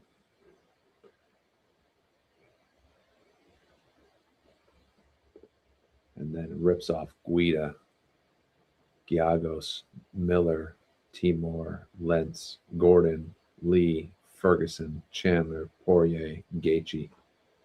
And he meets some young man named Makachev. Then he beats Denny. Then he loses to Sarukian. Then he beats Chandler. Then he loses to Topuria. Then he beats Gamble. And still, I mean, do you remember that Arman fight? So remember, like everyone thinks Arman's the boogeyman, and he's very good. I had Charles winning that fight. It was split. Yeah. At least one judge did. Yeah. Did I see that? Thank you, guys. Thank you. Yeah, Chandler twice. Right. Yeah, we're never getting the shoey.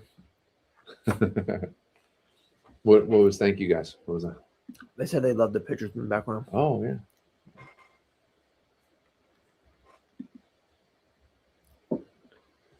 Oh, there's no co-main event? What was the co-main event next week? Oh, was that the Ortega fight? You're right. That was Ortega Moicano. You're right. You're right. What are they going to do with that?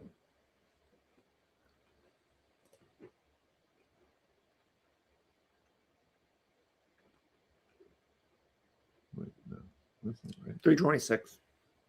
Man, we got 3 really good fights in front of us, guys. 3 good ones. Yeah. Wow. Oh, yeah, it's still listed here on Google that's Ortega Moicano. They're going to find somebody for Moicano, you think? I heard down the grapevine they did, but it's not a big co-main event guy. Because that's full month away still. Yeah.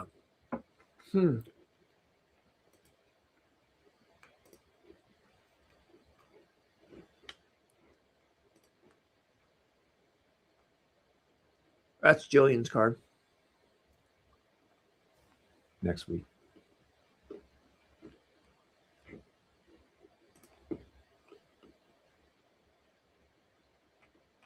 Apparently not. No?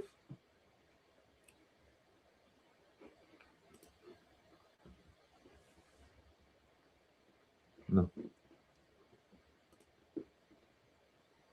Oh, no. You're right. It's more. It's her main event. We said it's Josh Emmett versus Kevin Valeja. Yeah, she's coming. Look, it even says her name on the thing right now. What's that? Look at the fight nights. It's the Mosh versus Robertson. That's funny. You should take a picture of that and send it to her and say, yo, what don't I know? That's funny. Yeah.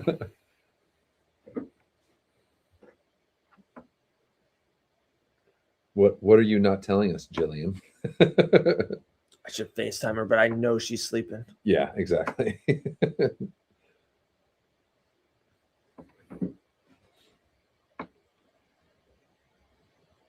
Yeah, so for those of you watching, I just go to Google and I type UFC, and it just, that red banner that comes up, and you can scroll to see the different events.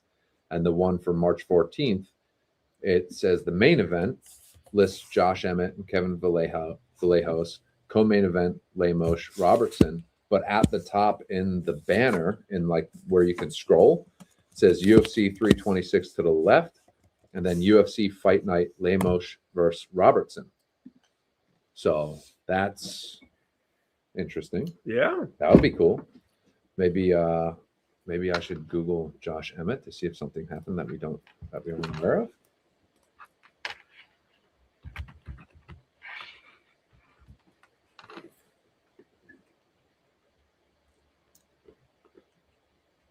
All right. Roofy's making that walk. Let's go. 3 really good fights in front now.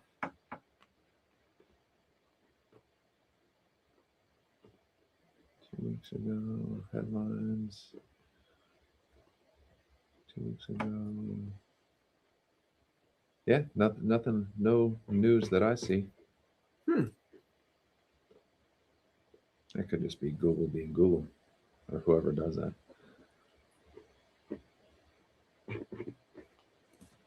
Look up. Can you look up Roofy's last couple of wins or fights?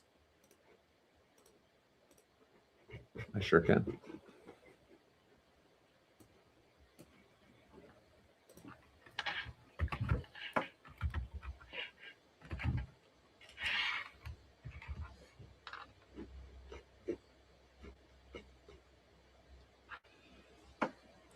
Pretty good run. Oh, so he just lost to Benoit Saint Denis. But then King Green. Really big Jamie Malarkey. Yeah, only 4 fights in the UFC and Dana White's Contender Series. So this is his 5th UFC fight. Fought 3 times in 23, twice in 24, twice in 25. Benoit Saint Denis, we'll see him later this evening as well, right? Yeah. Yeah. Fight Dan Hooker next.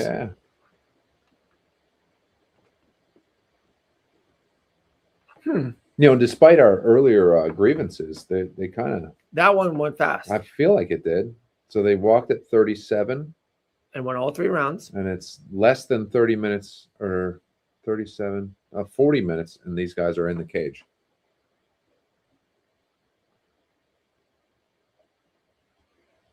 Well, one of them's in the cage. Bet 365. As Mr. Fazeev is walking. See, I don't mind that. I obviously I'd prefer that what I pay for the service is enough for me to avoid all the interruptions. But like, I don't mind when they just slide the commercial in on the side like that, like me, not at all. Especially something like this where it's just him walking. Give me, 80% of the screen of him walking and you put something up there. And it's so funny you say that because it's Pat McAfee talked about it because he's on ESPN he was just on YouTube, went for 3 hours straight. They took little mini breaks to go to the bathroom, right? Right. But on ESPN, he's the only show. Every show they go for 12 minutes, commercial 6, 12 minutes, blah, blah, blah. He goes for the hour. And during the show, they have the spots on the thing. Right. And he put it up. It's like a fact out there. You can go to AT&T or Ford. More people... if it went to a commercial, 90% of the universe will just hit the fast forward button. Yeah. Or if you're watching it live, you walk away. Right.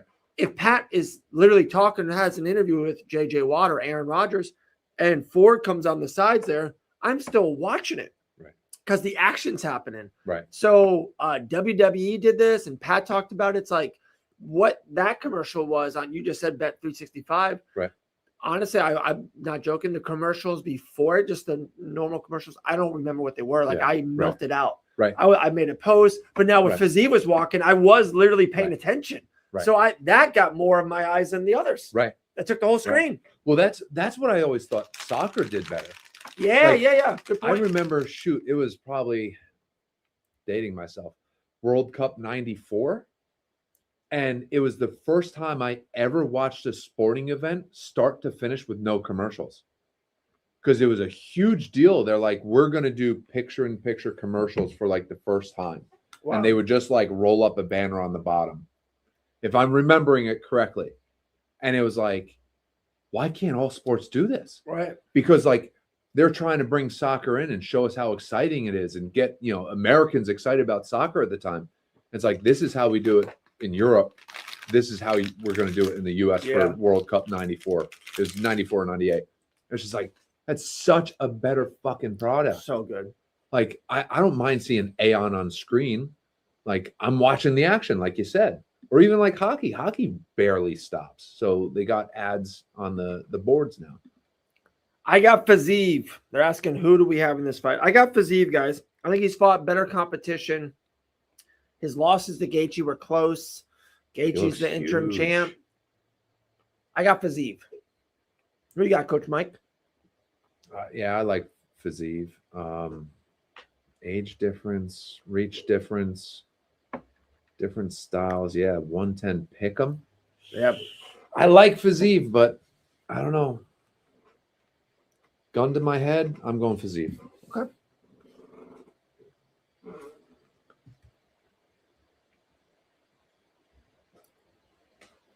Another reason why I got Fazeev, guys, is remember 2 years ago, the Fighting Nerds, they all won 2, 3, 4 fights in a row. Good mojo, good momentum.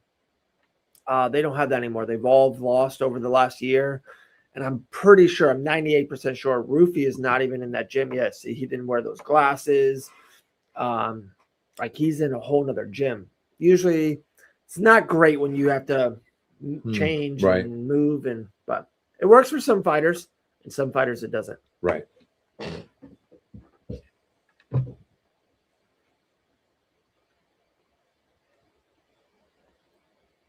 (5'8", 155.5.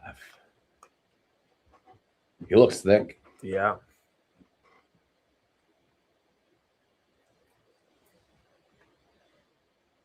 I mean, for a 155er, he looks thick.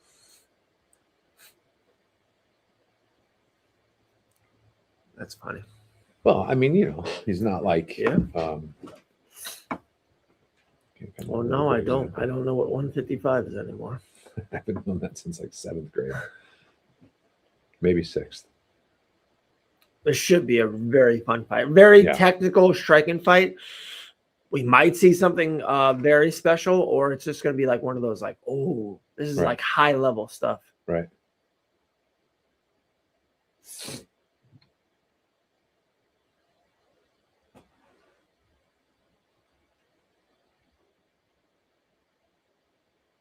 Both in the middle of the cage.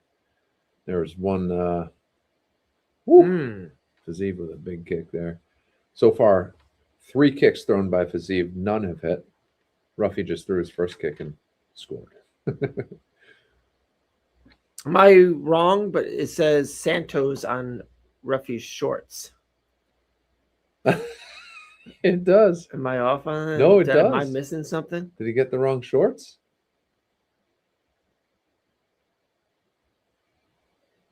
Told you guys, a lot's going on in his life. He's changing his last name. He doesn't know what's happening. Doesn't know what gym he's going to. Jeez. Yeah, I don't know. Somebody find out. Why is anybody with the sound on? Have they noticed? He's not wearing his shorts. Yeah, has we have the closed captioning on, but we can't kind of keep up with it. Have the announcers noticed that his shorts say Santos? I don't even know how Dave noticed that. That's pretty. Oh, I think they just said it. Maybe not.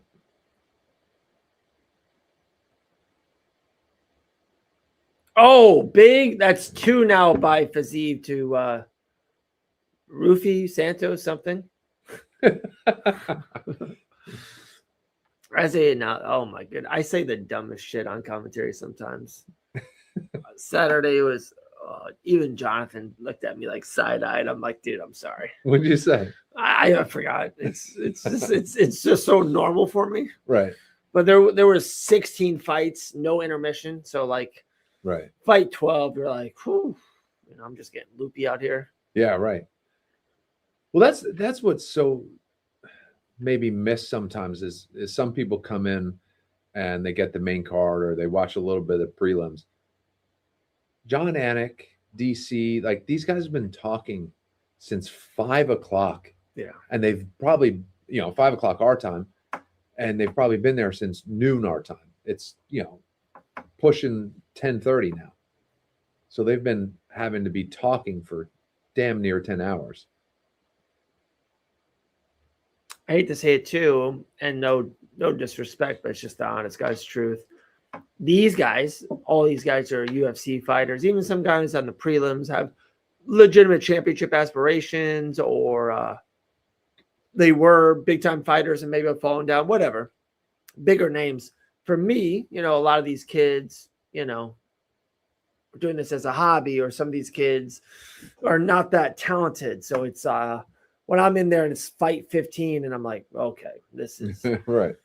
That kid is punching left, walking right. It's like, what's going on here? Right. What's happening? Right. Some weird stuff comes out of me. They just put up a graphic maybe 30 fight seconds ago that said center control. There's not a ton of damage happening when they put up the center control percentage numbers. Ruffy just partially landed a head kick, though. Yeah, best strike of the round. Yeah. Those leg kicks are good by Fiziev, but that head kick was the best. They keep calling him Ruffy. Clearly, it's Santos.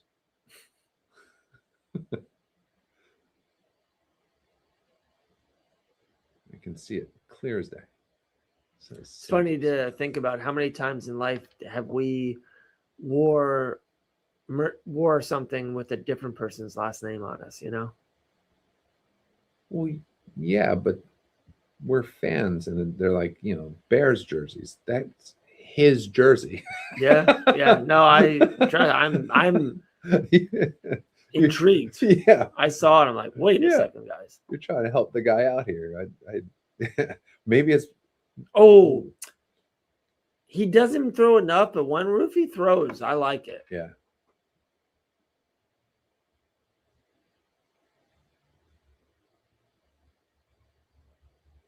Oh. Yeah, Ruffy's working. Starting to get Fazeev. 3 seconds left in the round. Fazeev got caught there a couple times towards the end of that round. Ruffy was starting to find the range and maybe he left his shorts at home and had to use the teammates. Yeah. They hand them to him at the facility, though, don't they? They hand it to him that week. Yeah. So maybe he left it in the hotel. That's funny. I'm giving that round to Ruffy, guys. I don't know about you. I think so. All right. Oh, Fazeev with a nasty body kick. 10-9. Ruffy was fine in the range there. Oh. Nice replays here in between rounds. I love how Connor does it on McAfee. Okay, Boston Connor does it on McAfee. Where's Will Campbell jersey? Because that's his last name. Oh, that's funny. Yeah, there's no one in the sports world with the name Van Auken. So yeah, no Garapies either. The tryouts, it's freezing this morning. Yeah, it's pretty cold. And felt bad for my son because Van Auken, he's 94 out of 100 or something, and he's just standing there in the outfield. But I said to him, it was a proud dad moment, and he told me afterwards, I was like, son, I saw him. They're out there in the outfield, and he probably waited an hour and 15 to go light. And 20 minutes into it, I see like kids running from like the outfield from one side to the other and back, that kind of thing, And I saw Dylan do it like 3-4 times. And let's just say he's a very, very fast kid, very fast. And he won every race. I was like, just watch him. So then afterwards, he's like, yeah, we were all bored back there. So we're like, who's fast? And then, somehow I challenged everyone to a race. But then he goes, I didn't want to, I thought it would be too easy for me to beat them all at once. I told him I would race each kid one at a time. So maybe I'll get tired by the 4th or 5th kid. But he goes, I beat him all dead. I goes, I saw, son. It was so funny. Crazy. Yeah, we were lucky. Cooper was number 22 today. You were out, huh? Yeah. And maybe do you know? Are you going to help coach a team, or? I'll offer, yeah, but I don't want to be in the dugout anymore. I'm done with all that. This football season's been brutal.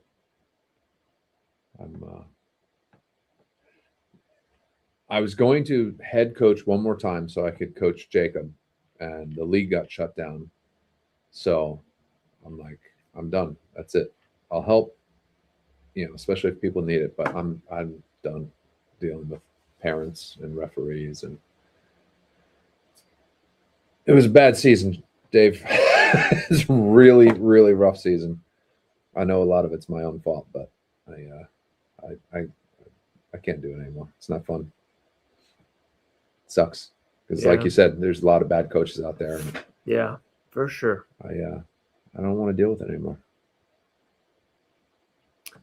Fazeev is definitely, he's pushing the pace.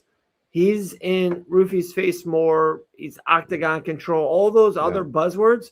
But if there was just a package of the 20 best strikes, I think Roofy has like 15 of them, 17 of them. Like he's just, try to do a spinning back kick.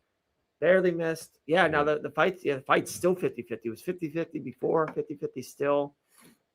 Yeah, Fazeev. I'm a damage guy. And I think Roofy's got the best damage. Yeah. Fazeev, like you said, he's got the pressure. He's got Roofy backed up against the cage, but Roofy's doing a great job fighting from there. He's keeping him at his range, and pretty impressive, actually.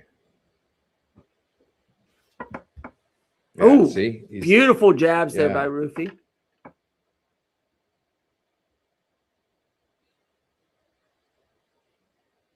Reach is a big difference maker at some of these weight classes. Thank you. Yeah, I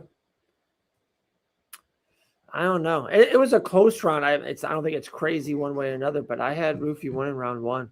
They're saying that Twitter thinks Fiziev won. Interesting. The same thing, like I can see it if judges go, oh no, he's winning this round. Control time is like number 4 in the rankings of how he's supposed to score a round, right? It's like I hate this. I don't know why my head went there. It's like fake rich. It's like, oh, you're showing people. Oh, no judges needed, right baby. Hand. Fiziev fighting to stay in it.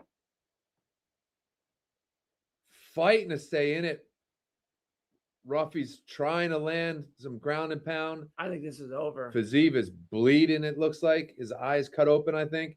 He's fighting. Yeah, his eye is split open on his cheek, maybe. Oh, deer legs now. Yeah. Wow. It's over. Rufy, second round TKO. Wow. Beautiful right hand. Paramount's been glitchy though. Like that glitched right when he caught with that right hand. It did. It stunk. Dang it. But it was great fight. Yeah.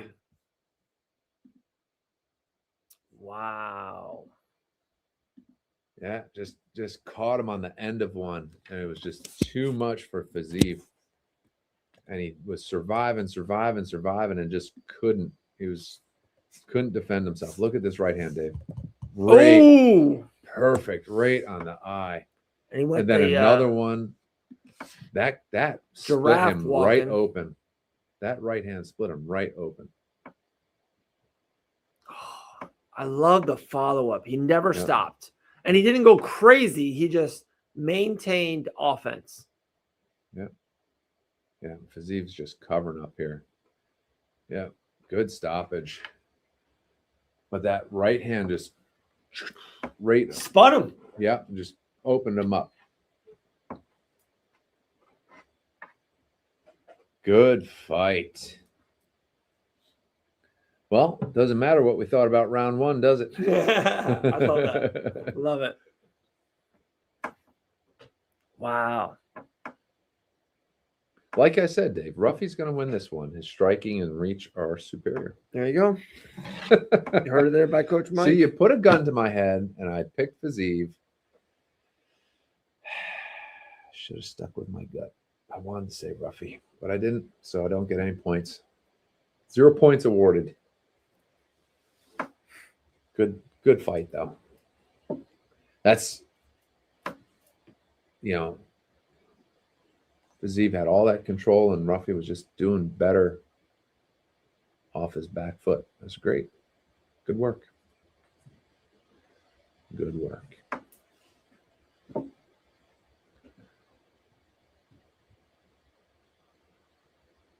So up next we have Hooker and Benoit Saint Denis.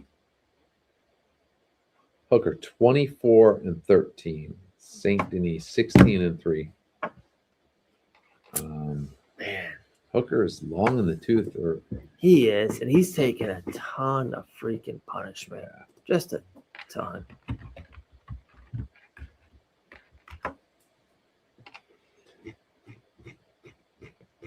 I love the not like backyard fights. I guess some of them are the series he was doing. Yeah. Pretty. Oh, that's wild. That's wild. Yeah. All right, so Hooker's last got absolutely smashed by Armand. However, before that, beat Gamrot, Jalen Turner, and Claudio Puelas. Sure. Puelas? Sure. Before that, lost to Allen and Islam. Everyone loses. Nazarat's a really good win. Lost to Chandler and Poirier. The Poirier is maybe the greatest fight in UFC history. Chandler's only UFC win. Or, right. Yeah, right. He has one win in the UFC? No, Tony Ferguson. He kicked him in the face. Yeah, true. And remember that fight was, 20 seconds, right? Yeah. Super quick fight. 2 minutes. 2 minutes. Yeah. Felder, Reginald. Actually, it's Honestly, it's better than I thought. I mean, he's fought everybody. Yeah, it's better than I thought, to be honest.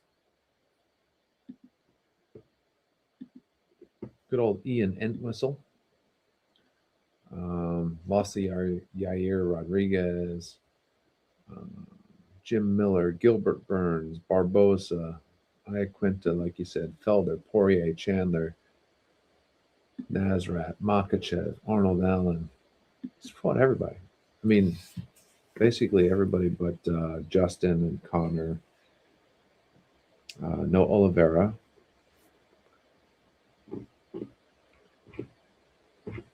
This is Dan Hooker we're talking about, of course.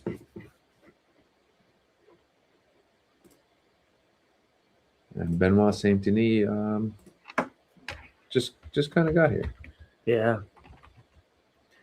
And his is very odd because he had a couple wins off the rip, like a couple quick first-round knockouts. We thought this guy is going to be the next world champion. They put him in a big spot against Poirier, loses. And then his next fight, they headline him in Paris against Moicano, and he just gets destroyed. One of the most lopsided fights you'll ever see in UFC history. And then since that, he's won 3 in a row, one of them against Rufy, and we just saw how good he is. Right. You know, Benil is no joke.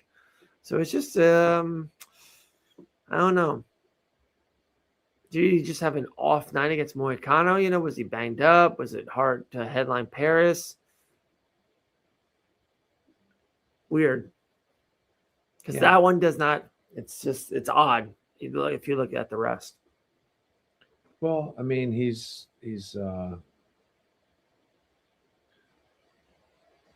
2, 4, 5, 5-1, 5-3. He's 8-3 in the UFC. He's got Miranda, Bonfim, Thiago Moises, Frivola, Poirier, Moicano. Is that Kyle Prepolek?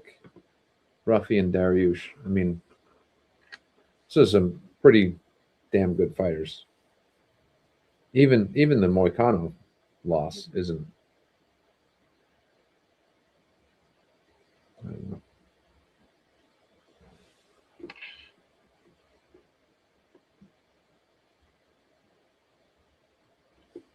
Showing the crowd now. Joshua Van hanging out. I like him. Yeah, stud.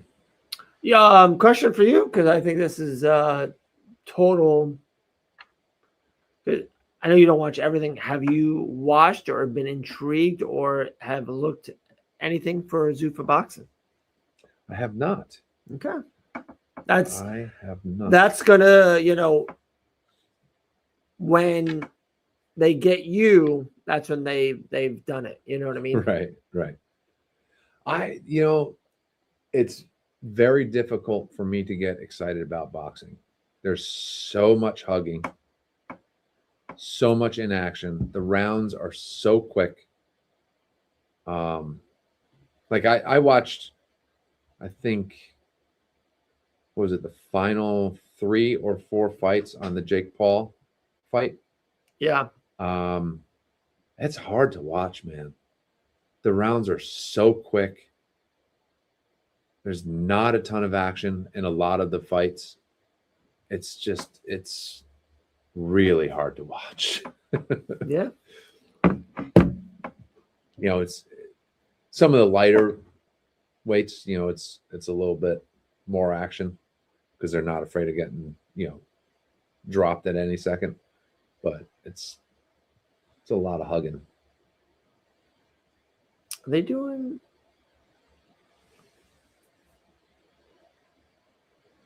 Okay, it's a preview for the next month. I was gonna say, are they doing like a whole Dan Hooker, Benoit Saint Denis like video? The last 3, 7, 26. I think. Oh yeah, I got something to do on March 7th now. Yeah, I don't know. I tried to watch boxing.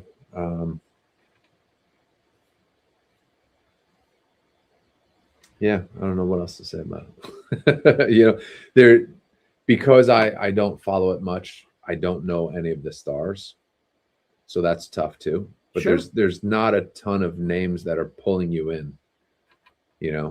Certainly Jake Paul has done a great job of putting eyes on the sport. Yes. And I'll pay attention when there's a big heavyweight fight or something like that. But I'm not buying a lot of pay-per-views. So, right, like you said, if they can get something where you don't got to drop $80 to watch a cool fight, like put it on Netflix, which I already have a subscription to. That's a really big way to get people in. And you saw that's Tyson Fury's next fight's on Netflix. Oh, is it? Yeah. That's huge. Yeah. He's not fighting a very well-known guy. I think he's a really good record. He's like 23-2 or something like that. I think it's Russian or some kind of Croatia, something of that nature. But yeah, Fury's next fight's on Netflix. I mean, that it helps. It helps so much. I mean, just Netflix seeing, and I know Jake Paul is hard to gauge how other fighters will do, but just seeing the success that they had with something like that. Oh yeah, they got to be open to, like you said, putting Fury on it. Like you just have to. If it wasn't working, they wouldn't do more. Right. You know what I mean? Yeah. Sometimes even when you make a bad deal, even UFC, they're like, oh, it's a 4-fight deal. If you go 0-2 in the card, they cut you. Right. They don't go through the deal. If Netflix is like, yeah, we're gonna give boxing, 20 dates, and the first 3 bombed, and they lost $500 million, like, no, we're done. Yeah. They'll just cut it. Right. So for them to keep doing it, and I think this is the 4th one. I know that it was Tyson and Paul and Joshua. I felt like there's one more. It was the female fight. They were under the MVP banner. It was Serrano versus the Irish chick, and at Madison Square Garden. That was on Netflix. So was that the card that Holm was on? I think so. I do think so, because it was an all-female card. Yeah, could have been then. Yeah. That was just like maybe 6 months. Yeah. Oh, I was gonna say somewhere in like there. Late 25, maybe. I don't know. But yeah, this is the 4th one, and this is, I think, the first one without Jake Paul's team. Like this is boxing only. Tyson Fury non-MVP. probably. Right. Even Usyk is the champion, and he's beat him twice. But like Fury's the bigger star. Like he's the bigger name. Right. Right. So they're truly testing. Yes. Are we able to promote this without Jake Paul? Are we able to promote this without MVP? Oh, thank you, Sean. I think they just said something about his shorts dedicated to one of his teammates who went through mental health problems and took his own life. So he was wearing the shorts. Thank you, Sean. Sean's the man, dude. Ooh. Coach Mike, would you rather watch boxing or slap fights? Boxing. Zero hesitation. Yeah. Yeah. Yeah. Ditto. Yeah. Ditto. It's funny. You ready for this one? I think this is a funny thing. I think I've commentated on more boxing fights than I have watched. And going back all time?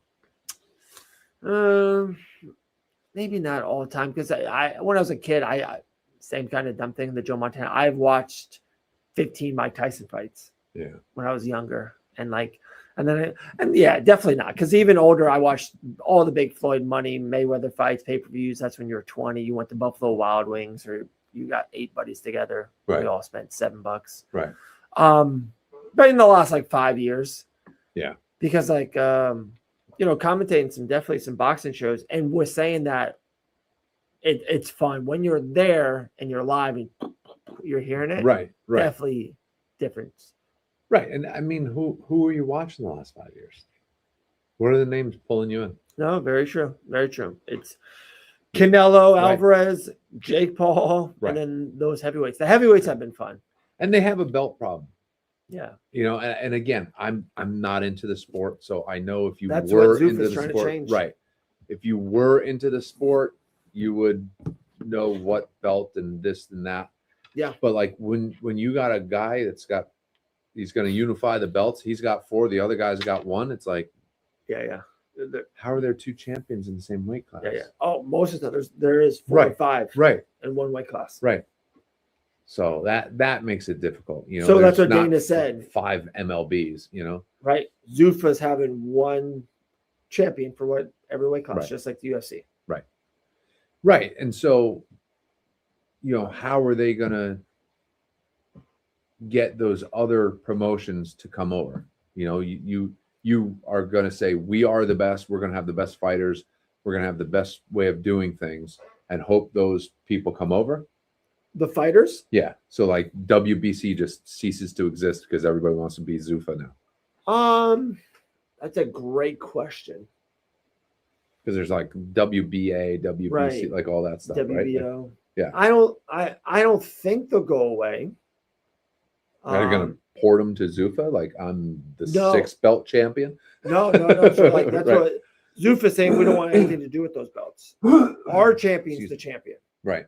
Like I know there's 7 MMA 155-pound champions in the world, but there's the UFC champion, and that's who we declare as the best lightweight champion. Right. So that's what Dana's trying to do. We're going to build this thing out. We're going to make 1 linear unified champion in each weight class, and you do that over years and years and compound it and try to get the best fighters in the world in that umbrella. Right. That's the champion. Right. And I think all the other stuff will still probably happen, I would assume. Also, it's a kind of a supply and demand thing. If you say, hey, it's the WBO champion, and it's you wanted at Madison Square Garden, but no one goes and buys a ticket, right, that championship goes away. Doesn't mean anything. Right. And I mean, I'm not spilling any tea here. What's going to happen when people realize that Zuffa isn't going to pay their fighters like UFC doesn't pay their fighters, and you can go fight for the WBC for $100 million, and you can't do that in Zuffa? Right. Because I would imagine you can say you're the best, but if you're not paying, you're not going to get the best. Right. At the end of the day, UFC has cornered the market on it all. Right. And that's the best football players in the world play in the NFL, and they get paid the most. Right. So 100% agree. It's though like Canelo Alvarez makes $80 million a fight. If Zuffa is never going to pay him $80 million, he's going to stay in the WBO over there and box until he retires. Right. And making $80 million a year. Damn straight. So. Right. Right. It's a pickle. Right. And again, I don't know enough about it, but I know that that's certainly going to be an issue that the boxers are going to want to have an answer to. Oh, yeah. Like, oh, wait, I'm going to have contracts like with the UFC where I got to fight 6 fights. And I can maybe go over to WBC and make more than I will in those 5 fights in 1 fight. Right. I'll break my contract. Sue me. Go ahead. I have 100 million reasons to not. Now I know, it's very top heavy in the boxing world, so those numbers are crazy, but it's interesting. It's intriguing to see if they can do anything. I think they're gonna be able to do something, but even me, I'm like, I don't know. I really don't. And also too, think about it, and I know they have such a head start because of this. The UFC, it took them 10 years, 12 years before they're like, oh, cool, we made it to Spike, to Fox, to this, to that. It's like, and it's weird to say this. I don't know if Dana's going to give Zuffa boxing and be like, hey, no, we're fine for 7 years, not being irrelevant. Right. Like if they don't change pretty damn quickly in a couple years, is Dana going to be like, hey, we're still in 9th place in boxing, and like I'm okay with that. Right. What's their media deal? Are they They're part of the 7-year deal with Paramount Plus. Okay. Yeah. So that then leads me to believe that we're going to get events, right? We're going to get one a month. You're going to have better cards, going to have better matchups, right? Right now they're doing them week by week. Yeah. Just like the UFC. It's crazy. Right. I think there's one tomorrow night. Yeah. I think the first one was on Friday before the UFC. This time they went after the UFC. Right. Which is another thing, I hate to say it. There's a reason why the UFC's on Saturday night and the big college game's on Saturday night. Like, it's a thing. And now because the UFC's on 44 weeks of the year, Zuffa, you're just like the little stepbrother. Right. You're like, oh yeah, I'm going to be on Friday. Friday's tough, right? Yeah. Right. Ask PFL how Friday works. Here we go. Benoit St. Denis, Dan Hooker. Oh, maybe I should change the headline in this. Yeah. They're both coming out kicking. Big body kick, Benoit to Hooker. Ooh, head kick from Hooker. Blocked by Denise. Oh, Benoit going for a takedown. Hooker having nothing of it, going for a choke. St. Denis rolls out of it. These boys are not hesitating. There was no feeling out process. Like it. 30 seconds. Both men, I think both men are aggressive. Hooker with a body kick. St. Denis caught it. Dude, yeah. Going for a takedown again. Hooker's looking feisty. Hooker, I like it. Yeah. Benoit's on that front Hooker leg, looking for that choke again.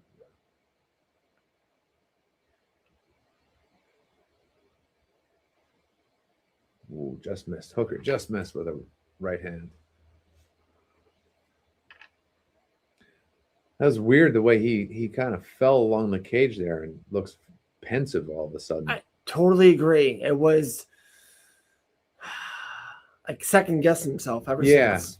I wonder if he got hurt or got caught by Hooker that we didn't see it. But now he's just backing up.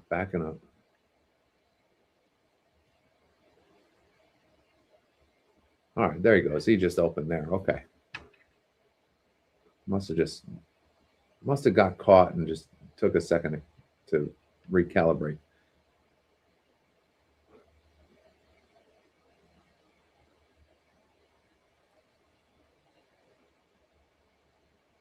St. Denis is back at it.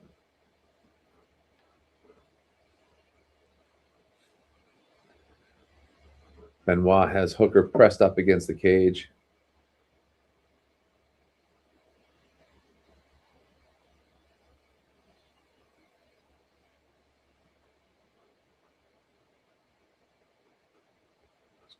Good strikes in the clinch here from these two. They're not just holding each other up and leaning. They're working. Ooh. Oh! Benoit leaned down weird, and Hooker threw a kick that partially blocked.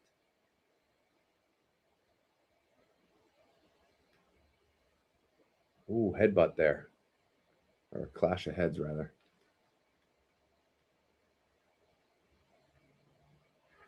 Nice scrambles from these two. I love it. Great action.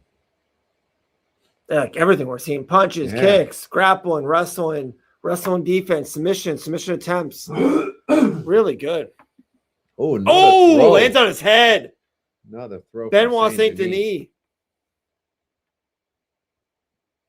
Has his knee right in Hooker's stomach.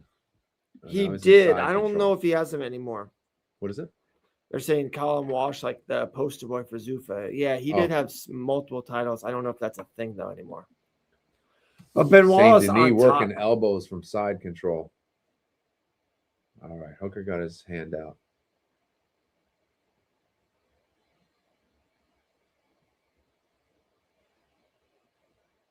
Where did that knee go? I mean, that elbow go.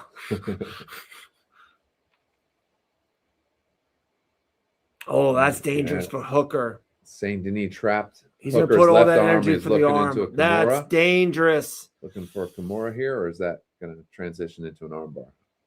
I don't know enough about Kimura.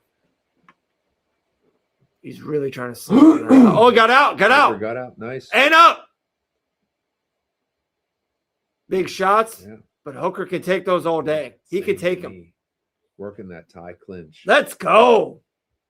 Great fight. 40 seconds left in round one. These boys are busy. Wow. Oh! These boys are busy, I'm folks. telling you, I was going to say, Benoit does not want to do that with Dan Hooker. Like, you do not want to get in a phone booth and just say, hey, we're going to punch each other till one falls down. That's like Dan Hooker's world. Yeah. Like, he's got to do this. I don't want. I think I'm rooting. Yeah, I'm rooting for Hooker. Yeah, you gotta be. Come on, they're in Australia, dude. What are we even talking about? 6 seconds no, you're left. Right, you're right. And to me, he's really fun. He's a fun fighter to watch. End of round one. My goodness. If you're not watching this, that's a great round. I've been watching. You got 10 more minutes of this, these boys? Yeah, for free on CBS. $6.99 a month. Thank you, Darlene. That's my wife. Education discount. She's like, I was like, oh, tonight, last week, I was like, all right, tonight's the night we got to do the Paramount Plus subscription. What level do you want? She goes, wait, I got an email. I get a discount. I'm like, what? She's like, yeah, I get a discount because I'm a teacher. I'm like, you're an assistant principal. She's like, same thing. I was like, all right, what do we got to do? She's like, hold on. 10 minutes later, half off. That's awesome. Yeah. That is awesome. Yeah. Because is Paramount Plus, is there educational stuff on it? Is that why? I don't know. Maybe they're just good people. I'll take it. Listen, saving me $6.99 a month. I love it. No. God bless Paramount Plus. Yeah, man. And look. No pay-per-view, dude. It's amazing. Numbered event. It's amazing. Even like people don't understand, like I don't know how it works and taxes and like I guess I don't know. But at the time, I always said this to Sue. She's like, oh no, you got back in the time. I'm like, all I know is every time I spent $80, it came out of my bank account when we did. Hooker got choked out, they rolled out. I'm sorry. Every time $80 came out. Yeah, like you know what I mean? Like I was paying for it. I wasn't stealing it. We were paying it. Yeah, like, right. Supposedly I was getting it back in my taxes. I don't know. Well, I mean, it's a business expense for Fight Bananas because we do everything above board. So I know I pay my taxes when I get my paycheck from Fight Bananas. So it comes right out of it comes right off the top. Oh, Ben was on top. Oh, big elbow. Oh, 5 in a row, 8 in a row. He's got him trapped. Yep, got his arms trapped. He's sitting back. Holy crap. He just sliced his forehead open. Yeah. What do you do? I don't know. Herb Dean's letting him get murdered here. I don't know. Working on a why did he stop and go for an arm here? Why didn't he did his elbow get sore? Oh, that was gnarly. I thought Hooker was out there for a second. Why did he stop raining down elbows, David? Hooker probably just smiled at him, said, yeah, I'll take these. I mean, he's not split open. He's not cut. Yeah. He's not swollen. He's made out of, I'm telling you, his elbows hurt. It must have been like, I'm going to break my elbow before I put this man out. I don't know why he stopped. Oh, another big shot. Oh! Yeah, just Hooker, get out of the way. Benoit Saint Denis. He's got was that a triangle or head and arm? Head and arm, it's over. Head and arm. Locked in tight. But Hooker's going to go to sleep. Yeah. Oh, he's about to tap. Nope. Yeah, he's about to tap. He's dying here. Sleep. Oh, he's squeezing out of it, I think. No. He's dying. Oh, I thought he turned. He's gargling. I thought he was turning. Still breathing. He's out, dude. No, Saint Denis got to readjust.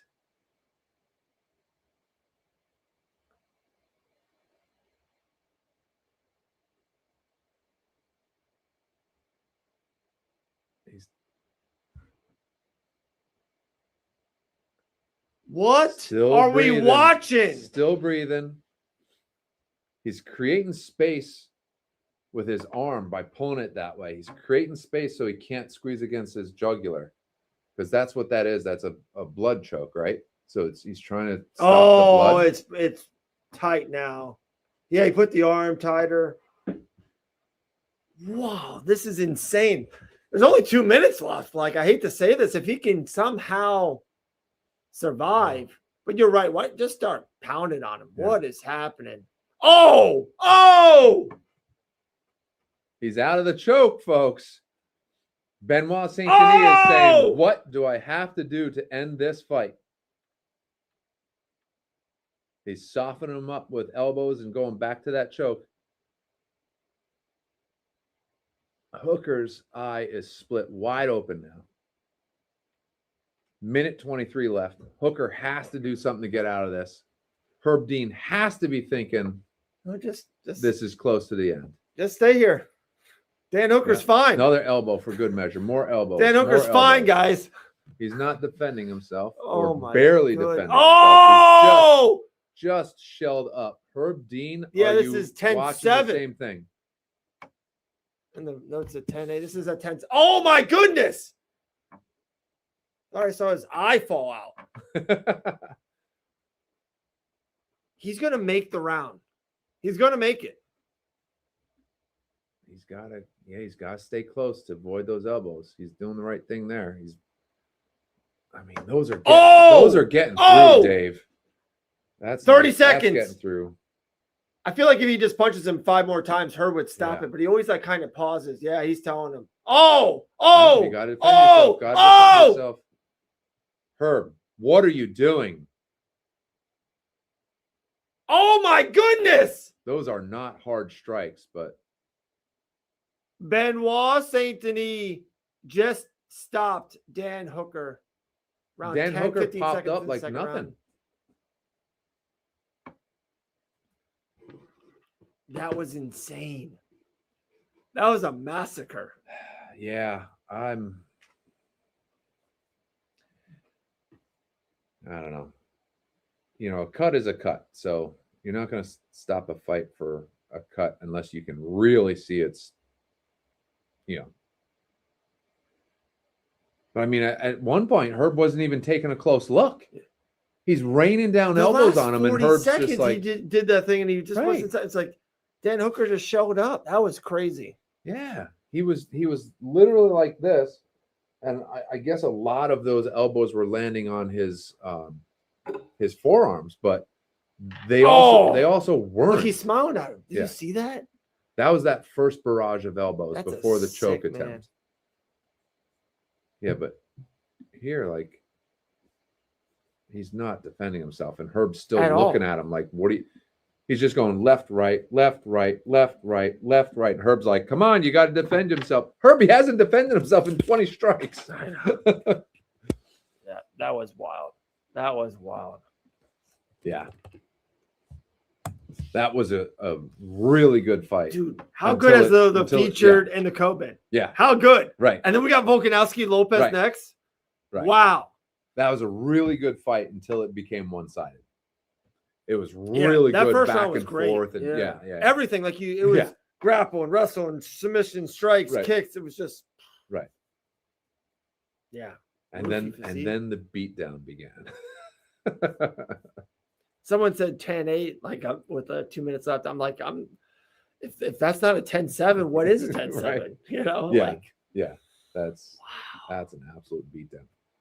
But we don't need to worry about scorecards in that one, because Herb Dean did, in fact, stop the fight. But look, Dan looks like he's ready to roll. He's good. It's like, I'll go fight tomorrow. Wow.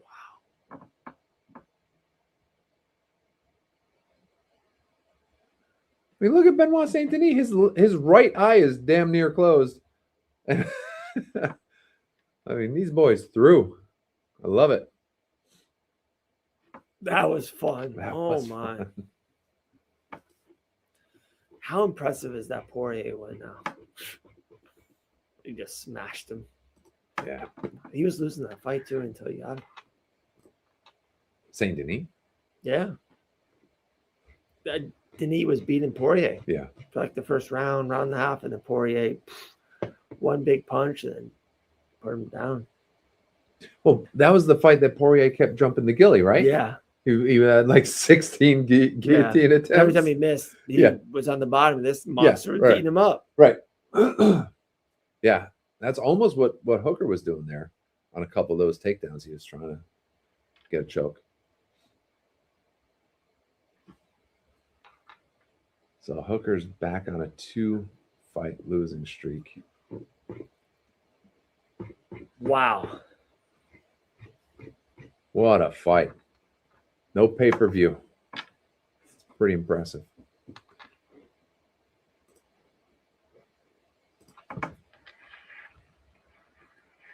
But those are the ones where he's literally smiling at him. Yeah.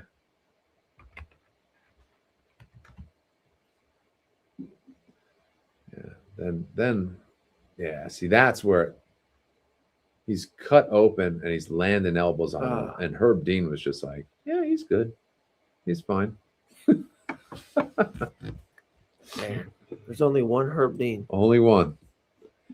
And listen, I like both fighters clearly watch the others' fights. I think that's why it was so good. Oh, okay. I like it. I like it.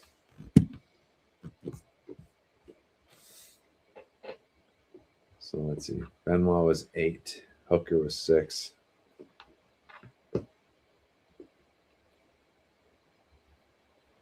And what's next for Benoit?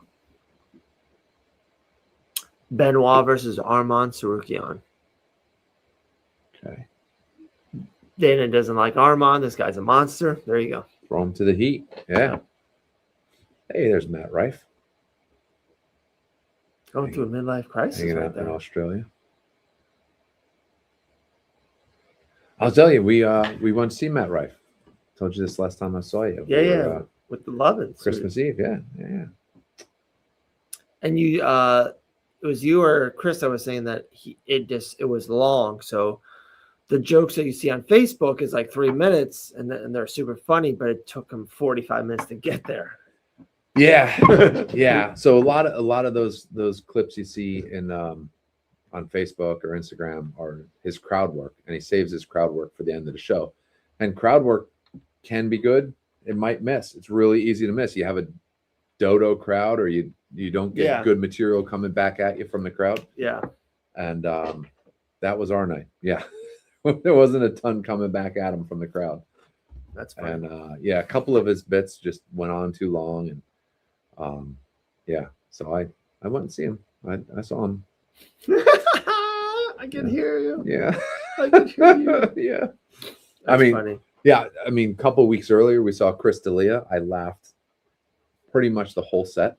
I just saw, did you see the sneeze thing? I think he just posted it. Yes.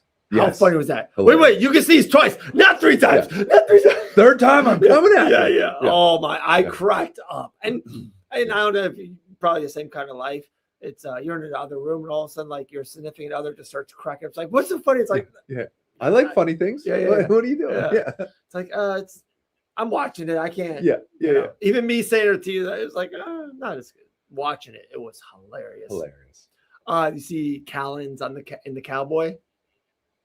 Same thing, probably today or yesterday. He just posted. Oh, yes. Yeah. Like a real cowboy with like. Yeah.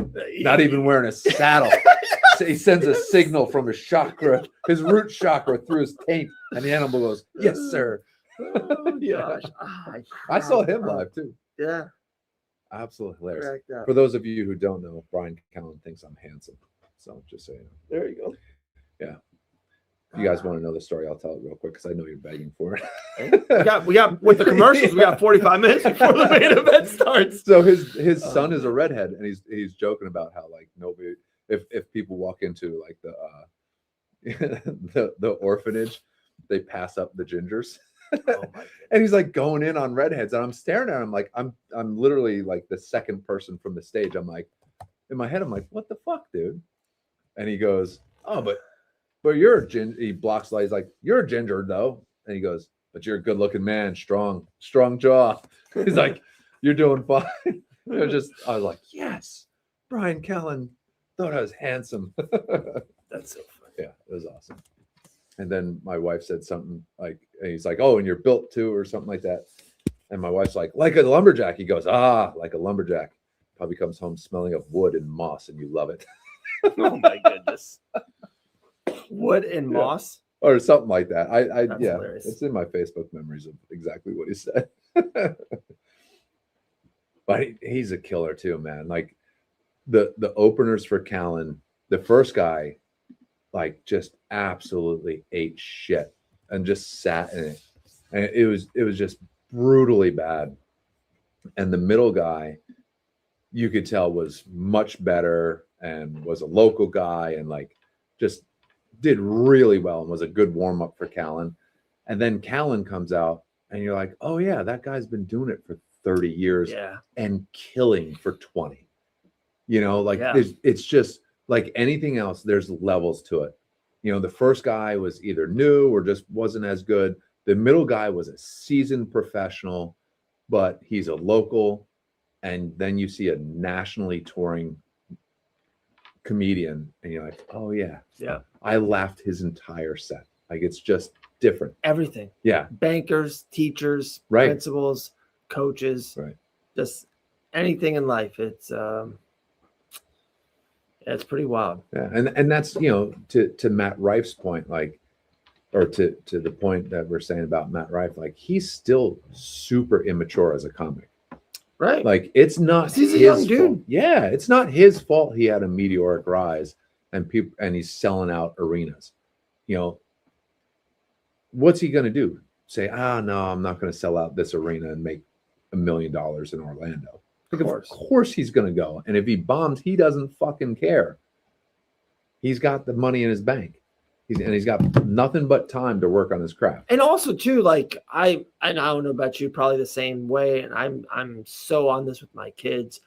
It's if it's not life threatening or if you don't failing at something, it's actually very helpful. It's 100%. Very good. It's very healthy to live, because if you fail at whatever, driving, riding your bicycle, you'll do it again. And then you learn how to, and then whatever. Or it's like you fail at doing this business. Yeah. The next business you do, you'd be like, hey, I failed at this one. I got to do this one different. I got to go right. Or I learned that lesson. And literally, we're watching Volkanovski, Diego Lopes 2 all week, all month. I was like, oh, Volkanovski is the better guy, and he beat him the first fight. I actually think Lopes is going to win now. In the last 24 hours, I kind of changed my mind. And a big part of that's like this. Yeah. Lopes went 25 minutes with Volkanovski, knows what he needs to do different. Right.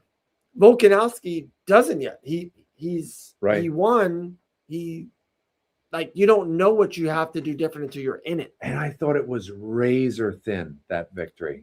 Yeah. I wasn't shocked that Volk won, but I was like, huh.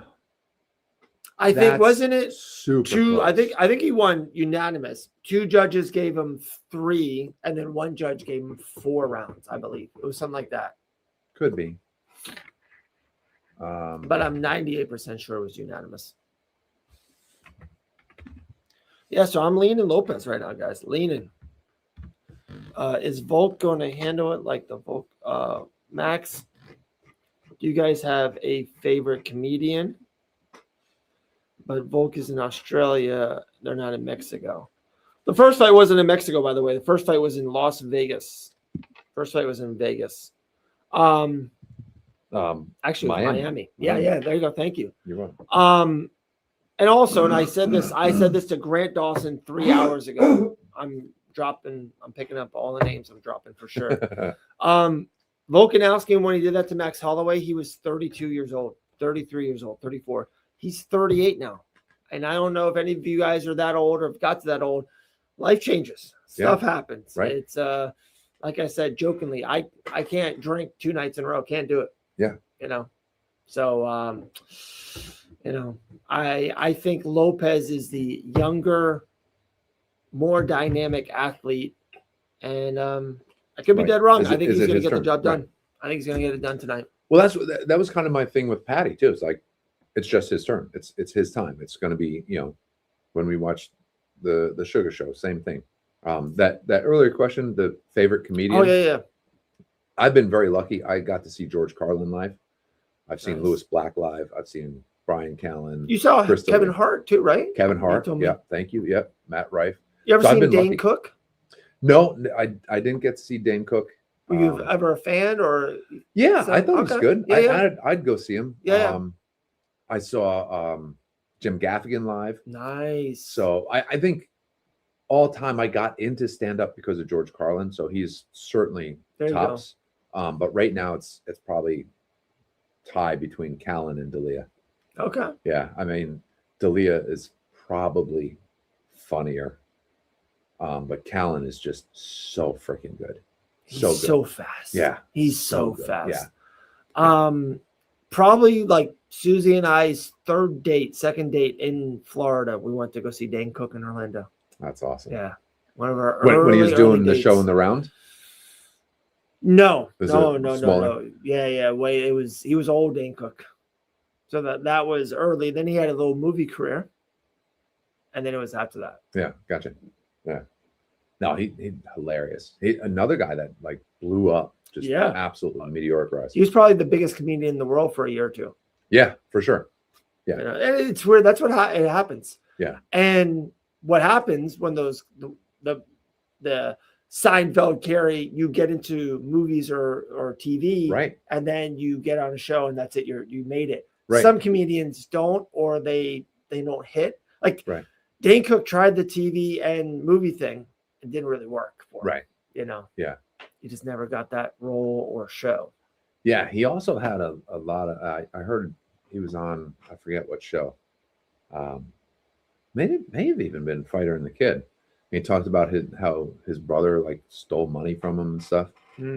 So like there was a whole big deal that like caused a lot of problems with his career and with trusting people and all that. That's tough. Yeah. But yeah, no, it's we saw D'Elia right here in Daytona Beach at Peabody. Yeah, it was awesome. Great venue. It is. It is it's a good venue. Yeah.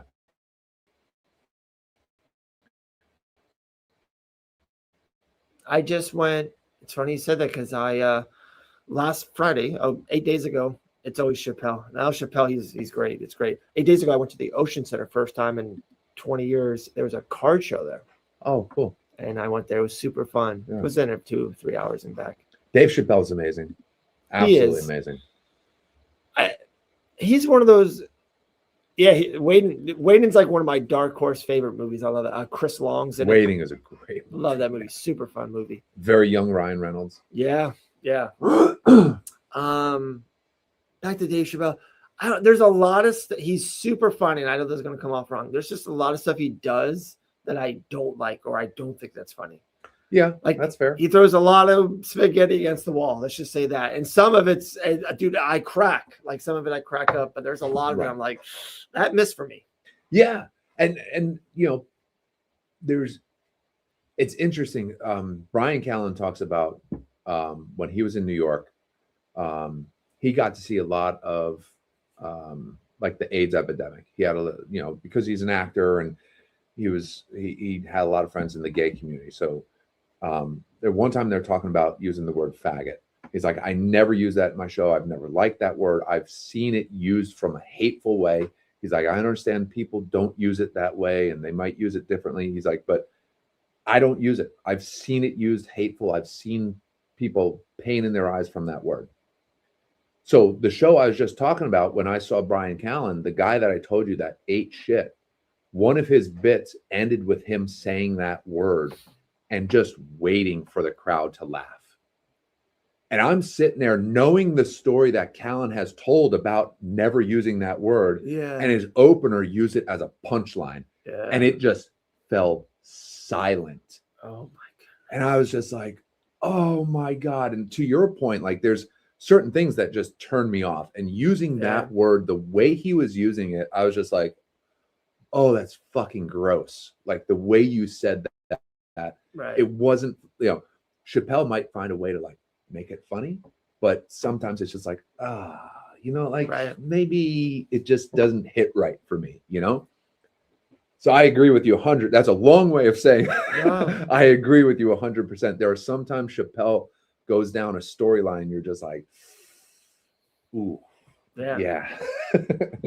But most of the time he cracks me up. But that's part of look at this crowd for Volkanovski right now. Pretty amazing. Yeah. Like they are eating him up right now. Yeah. Oh, drop the flag. Somebody picked it up. I think a fan kind of nabbed it. Yeah. All right. Volk, win or lose, does he retire tonight? No. So, of course, anything could change in, in a horrific moment for sure. But he said, one, I think he signed a new deal. And also he told the UFC, he's like, hey, I want to go back to what I did a couple years ago. I'm fighting 3 times this year. Like, okay, healthy wise, if I get out, even if he didn't say it without saying, he's like, whatever happens, I'm fighting 3 times this year. Okay. So fair enough. And I hate to say this. And Isn't he like, how old is he? 38. I'm sorry, yeah. That's what I mean. I think Diego's going to get him. I think he'll get into that line.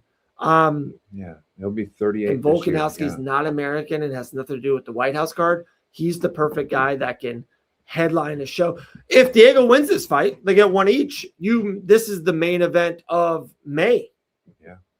Yeah, you run it back as the trilogy fight, or it's the main event because you did all those title fights in June for the White House. This is the main event of July because you have to have an event before and after. Yeah, so I think this is the perfect. Diego Lopes, Mexican Brazil guy, Volkanovski, like they have nothing to do with the White House. Right. Yeah. So I think this will be May or July. If Volkanovski wins, he fights a new challenger in May. Okay. Yeah. And then because that's fight back in November. February, March, April. That's a full 90 days off, right? Yeah. Mid to late May, you could be ready to turn around, right? Like if this is a war, you'd still be ready 90 days from now. Yeah, I think so. Yeah. Or, like you said, could push it if you had to. If it was a real big war and you needed more time, you could push it to September or something like that. Yeah. Let's go. So your final verdict, you got Diego. I got Diego Lopes. I'm sticking with my gut. I got Volk, man. I got Volk. I love it. I love it. I got a soft spot for Volk. Oh, he's incredible. Yeah. He really is. And we all saw that clip, the kid walking into the barbershop this week. Oh, so around, he sees Israel. He goes, no, both of you. Yeah. How cool is that? He's like, 37. My fault. Not 30, 37. Yeah, and Israel's like, are you well? He goes, I am now. That must be so tough, man. Like recognizing that someone standing right in front of you because like he's staring and Volk's like, hey, how are you? Like he breaks the ice for him. Like, yeah, being able to do that, like understanding this kid is like starstruck. So you break the ice for him, like I couldn't imagine that. I know you get that all the time, but yeah, yearly. Not the weirdest, dumbest one. It happened like 4 or 5 years ago, at least. In that range, probably 4 years ago. I was at a Dunkin' Donuts, kind of like in the Melbourne area. Okay. Cocoa Beach, Melbourne area. Melbourne, Florida. Folks. Yeah. Not Australia. Sure, yeah. Cocoa Beach, probably an hour away from my home, and I'm at a Dunkin' Donuts. And a younger kid, I bet you he was 20, probably like a college kid, tapped me on the shoulder. He's like, are you Dave from Fight Bananas? Oh, yeah, man. Like, dude, awesome. That's cool. Like, I've listened to you. I've seen you. I'm like, oh, dude, thanks, man. Then I look back. I was like, a large iced coffee with cream and sugar, please. Yeah. Just went on with it. Yeah. Well, we were out with the Dawsons, if you remember. We did the card break with Kayla right after she won. Yeah. And we were eating some cool. sushi. And there was hardly anyone in this restaurant. And it's so good too. It's that's my second time being there. Same thing the first time. It's like there's no one in the place. Right. Great food. Right. Great food. No one was there. There was one table, and as it turns out, it's a mother and son. And the mother finally says, "We're getting up to leave." She goes, "Hey, can we get a picture real quick?" And like the son is like, "Oh," like a deer in headlights. She's like, "Go ahead." And Grant, of course, like, "Yeah, sure, come on over." And you could tell the kid was like super embarrassed, but also super happy. Yeah. He was like, "I can't believe my mom just did that, but this is awesome." Yeah. He's like, "Oh, I'm a big fan," or whatever, and got a picture with Grant Dawson. It was really cool. But Grant handled it like a champ. He's like, "Yeah, man, come on." It's like me. I would be like, "Me? You want a picture with me? What? Huh?" There's been, it's funny. I've, even as recent as 4 months ago, did that event for Aiden Ross. Did it. Dana White's literally the celebrity guest, if you want to say, and he's there, and his other right-hand guy, Hunter Campbell, is there. Talked to both of them. Very minimal Dana White, 5 words. Hunter Campbell talked to him for 45 seconds a minute. Almost everyone in my spot would take a picture with them. Right. And I've always said if it was Dana, I would do that. Be like, "Hey, man, can I get a quick picture?" Right. And I didn't. And it's like, now it's 6 months later, I'm like, God, I wish I would have. But in the moment, it's funny. I never hesitate, or I'm not upset. Right. Then. But like now I wish I was like, oh, I wish a buddy came by. He's like, "Oh, dude, you want to get a picture real quick?" I'm like, "Yeah, that'd be cool." Yeah, right. And it's tough because not that he's your peer necessarily, but he's somebody you could potentially see yourself working for or with. So it's like, do I want to be a fanboy right now, or do I want him to see me as a good dude that is in the business? Here we go. Love touch. Here we go. Round 1. So I appreciate that you didn't get a picture. I think that was the smart move, in my opinion. Lopes looks ginormous, right? Yeah, Lopes is taller. Yeah, but he's still like, look at his shoulders. Yeah. Usually, like the tall guys like that, it's very slender. Right. Of course, Volk is definitely thicker, like his mid body, legs, all that. But like Diego's got massive shoulders. Yeah.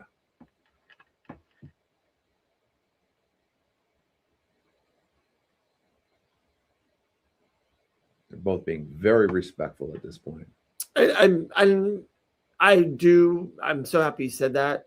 They both have been super respectful the whole time. This month lead up, this week build up. They have to do the face off, the press conference, all that. But like I think Volk knows Diego's one of the best in the world, and Diego knows Volk's the champion. Right. And the first fight was really good. And you like, oh yeah, he's good. Like, and I could lose at any time. Right. It's pretty. All rivalries, especially in MMA, sometimes they're better, right? Like Khabib and Conor, of course, is fun and it's big, but all rematches and rivalries don't need that. Right. Because when you do have it, it's special. I hate the fake ones. Like, no, if you're cool, be cool. Right.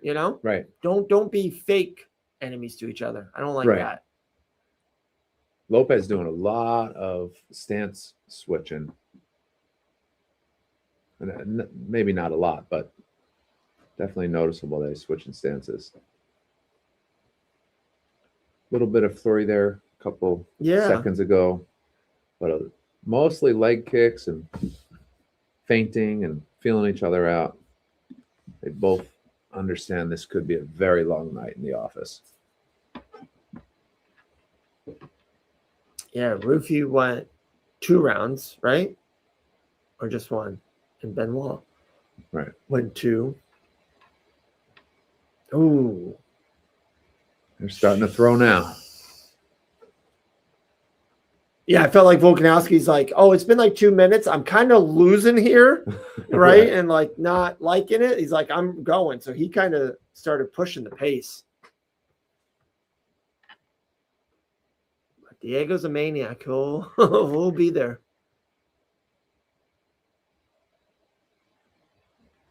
Exactly what I mean, talking earlier.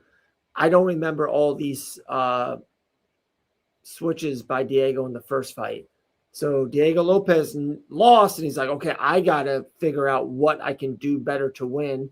And it looks like him and his team is like, hey, we're going to change angles here. We're going to change lead-in punches and jabs by these stance switches. Right. Let's see what happens.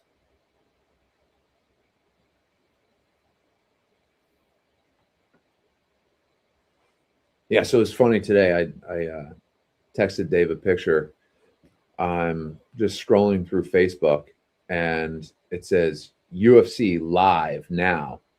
And it said Volkanovski Lopes 2, and it had the video playing. I'm like, what the actual fuck? We're going online tonight at 8:00. What the heck is going on? They were replaying the first fight, but it never said this is a replay. The caption was horrific. Yeah, I was horrific. like, I almost posted it on Fight. I'm like, they just put everyone into a panic. Like, I was like, what the hell is this? So funny. I was like, what the hell were they thinking? Not saying rewatch the first fight now. Right. But literally said UFC live. Classic first fight's on right now. Yeah, right. Make sure on CBS Paramount Plus you watch tonight. It's like, no, it was just, we're live. They were streaming it on their Facebook page, so it said live like on the corner of the video. Wild, pretty wild. Anyway. Oh, good right from Volk. And a left for good measure. Lopes shaking his head as the that means it hurt. Yeah. As they usually say, that means it got his attention.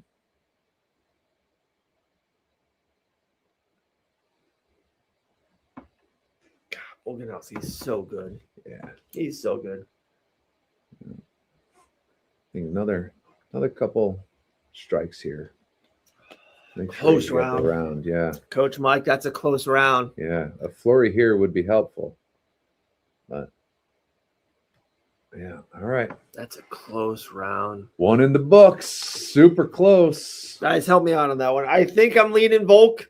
I think. Man, that's tough. Felt like the first minute or two was Diego.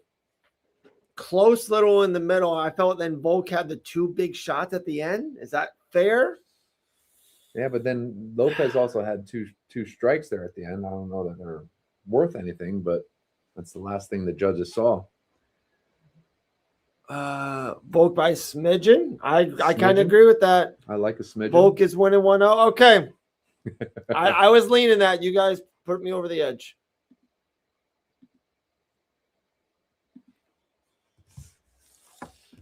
All right. Definitely close. Like, can't argue horrific either way.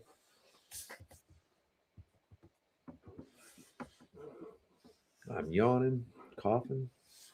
Yeah, I'm definitely yawning. It's been, and then I think I told you, right? Yeah. So tomorrow, wake up early, get out, get lunch, and then I'm driving to Key West tomorrow. Oh, geez. For what? For work? Yeah, for work. Jeez. One of the 19 jobs Dave Van Hoeken has.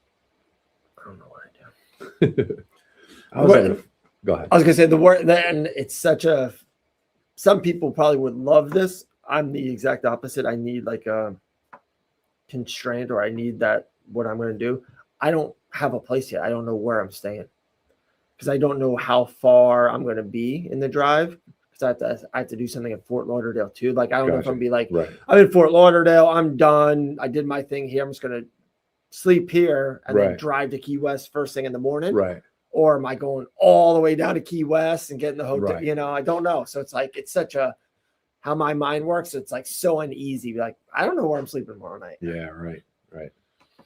Be driving on my Expedia app at 9:00 somewhere. Yeah. Yeah. We did that when we came back from Virginia Beach. We were like, yeah, we can stop tonight if we need to. And we were making really great time. So we never booked anything. And I was like, to my wife, I was like, Darlene, you need to drive for an hour. Like, I need an hour. Yeah. And I literally got in the passenger seat, slept for like 55 minutes.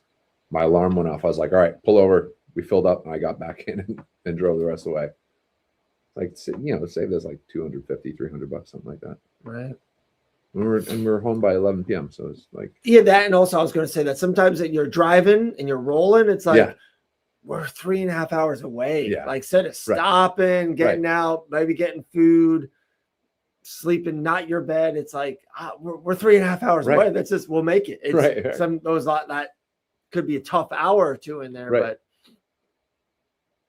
yeah, Coach John and I just did. We went to the Jake Paul fight. We do the post-fight thing. We don't leave Miami until 1 a.m. So it's the same thing. Right. We're 3.5 hours away. It's like, are we staying in Miami?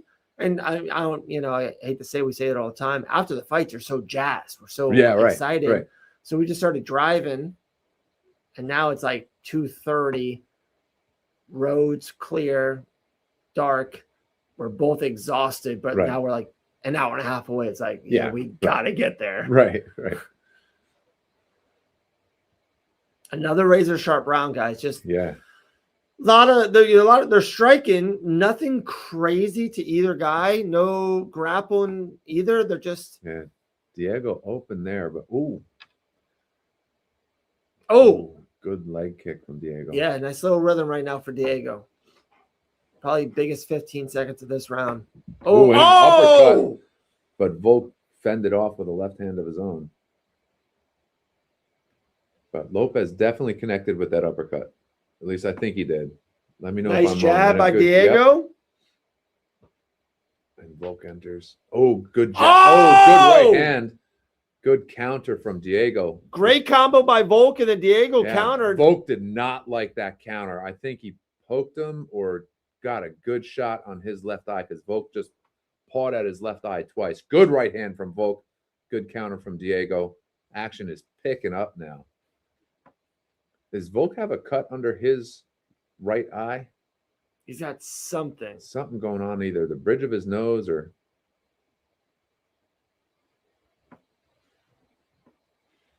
maybe both. Yeah, it looks like he's got a mouse under his right eye and something on the bridge of his nose.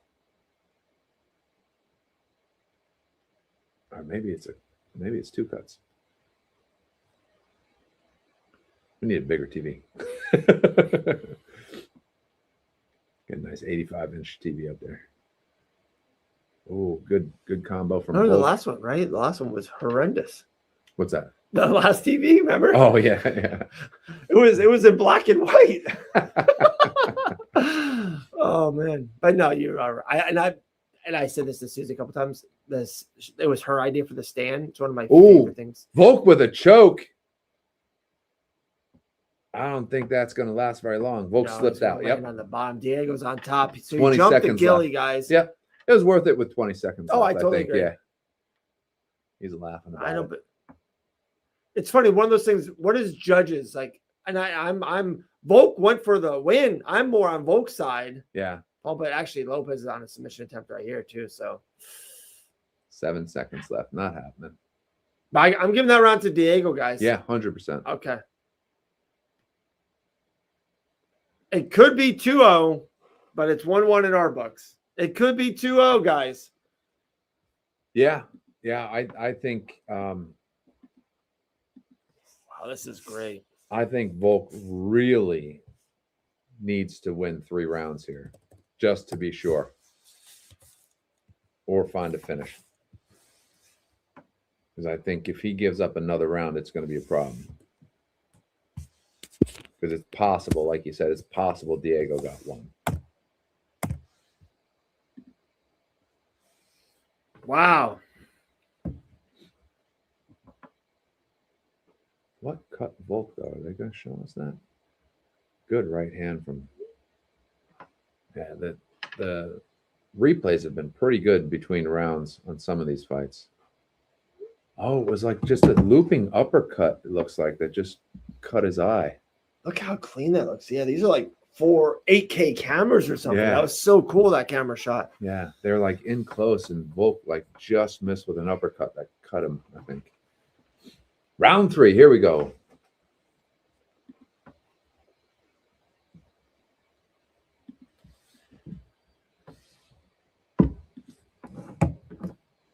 Good outside leg kick.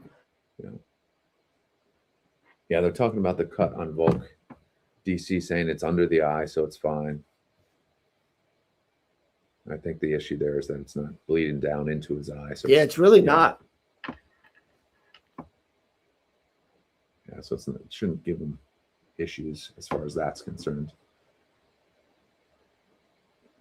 But Volk's got to get going here. 420. And I'm not biased at all. What just happened there? Lopes just shaking his finger at somebody. I don't know. And he's big smile and laughing. Maybe they're booing for inaction, or or was maybe Volk's team. I was gonna say, Superman punch. Yeah, right. Like, he heard something. Yeah. Ooh, that was a jab followed by an elbow with Lopes that just missed.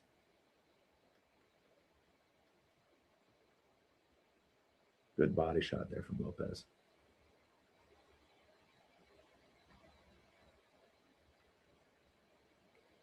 Oh, as I was saying, I'm definitely not biased when I'm saying what what Volk needs to do. You get nothing but down the middle reporting from us. I like Volkanovski. Definitely, I don't want to say that. I like Volkanovski more than Diego Lopes. However, in a weird way, I wouldn't mind Diego winning. It's like a new champion. It's kind of new. And I honestly think it sets up for a trilogy fight. I don't know. I think I kind of like that for some reason. It would be fun. Yeah. I'm like, I'm just open to it. Let's just say that. Yeah. I'm not the biggest fan of trilogy fights, but I mean, they're okay. And big shot there by Volk. Yeah. Volk going into the clinch, catches an elbow over the top.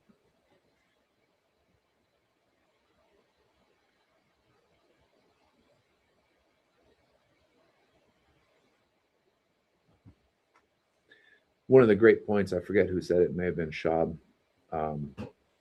was talking about, Volk with biggest shot, big overhand right, and he could tell it bothered Lopes. Yeah, and a good left hand there.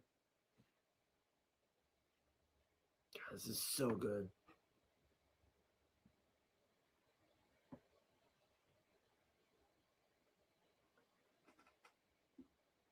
Ooh, another good combination from Volk. Volk's feeling it now. As I was saying before that flurry there, the intrigue of this fight is, Volk is not necessarily getting better at this point in his career, and Lopes definitely is.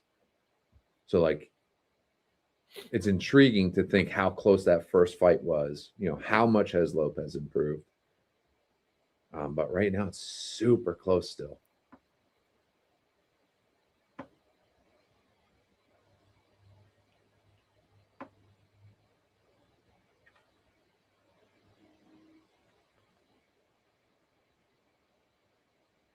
All right, they're being respectful again. Yeah. Volk had success there, and he's maybe backed away. Had too much. Yeah. Right? Yeah, I feel like he had a chance to capitalize on that success, and he really didn't. But he definitely wobbled him. And for a second there, he was like, blood in the water, but he's backed off. Oh, Diego just dropped Volk on a counter. Was that on a counter or on entry? A little bit of both. So fast, right? Yeah. Because Volk definitely tried to get in that phone booth. Oh my goodness, this is good. 25 seconds left in round 3.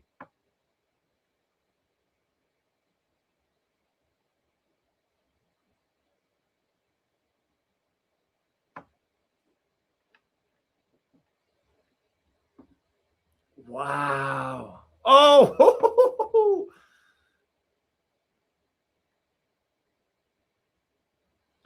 That did not help Volk's chances of winning. Lopes may have just stolen that round, because that was much more quote unquote damage than Volk's shot on him. Yeah, I know it sounds bad. I want to see it. I want to see Diego's big one to Lopes's big one. I know it sounds bad, but I think it's. Yeah, because Lopes was wobbled. Volk dropped. Volk dropped. I mean, popped right back up. Yep. But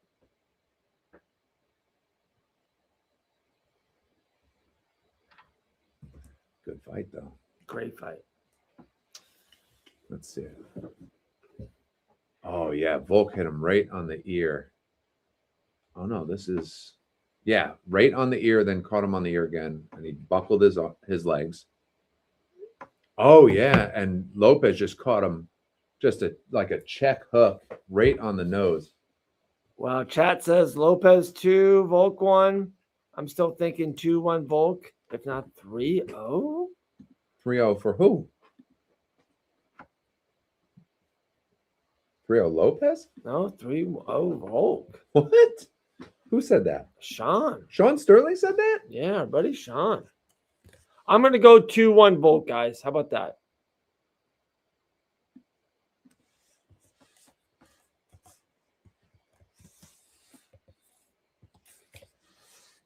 It could be 3-0, 2-1, 1-2.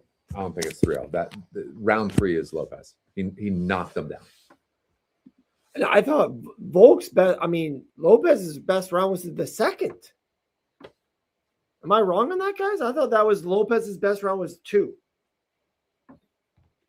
I think it could be 2-1 Lopes. Yeah. And the first round was super close. Super close. I think it could be 3-0 Lopes. Right. But I think it's probably 2-0 Lopes. So to hear Sean say he thinks it's 3-0 Volk is surprising.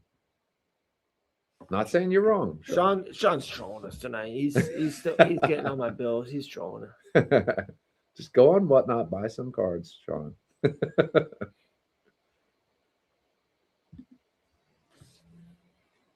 Yeah, I don't know how much longer I'm going to keep that separate from the world.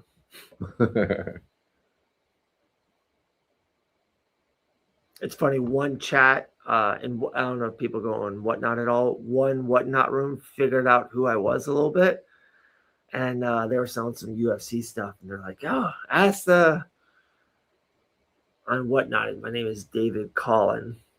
Created it 13 years ago when Colin was born. Never used it for 12 years. But they're like, "Oh, ask David Collin. He knows the UFC stuff." It's pretty funny. All right, we're back to being pretty respectful here in round 4. I cannot believe it's round 4 already of the main event. Flying by. These 9 o'clock starts Awesome. Are incredible. That was forget the money aspect of it. The best thing they did on CBS was move it to 9. Yeah, I'm not mad at it. Especially the pay-per-views once a month. I see it a tad. Man, they had fight nights that would start at 10, like just a mediocre fight night. And it's like, it's 12:15. I just want to go to bed so bad. Right. It's like, it's what I do. I got to watch it and see it live. I just have to. Right. And it's like, oh. It makes Sunday morning so much easier. Not being up till 2 a.m. Because then, like you said, like I'm jazzed up. Big fight. The main card has 3-4 bangers. I'm up scrolling the internet, reading about what I just watched. Yeah. And I can't sleep for an hour after I get home.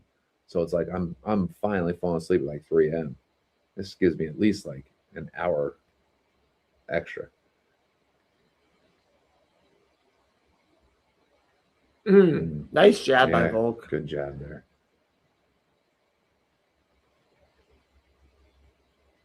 Jab from Lopes for his efforts.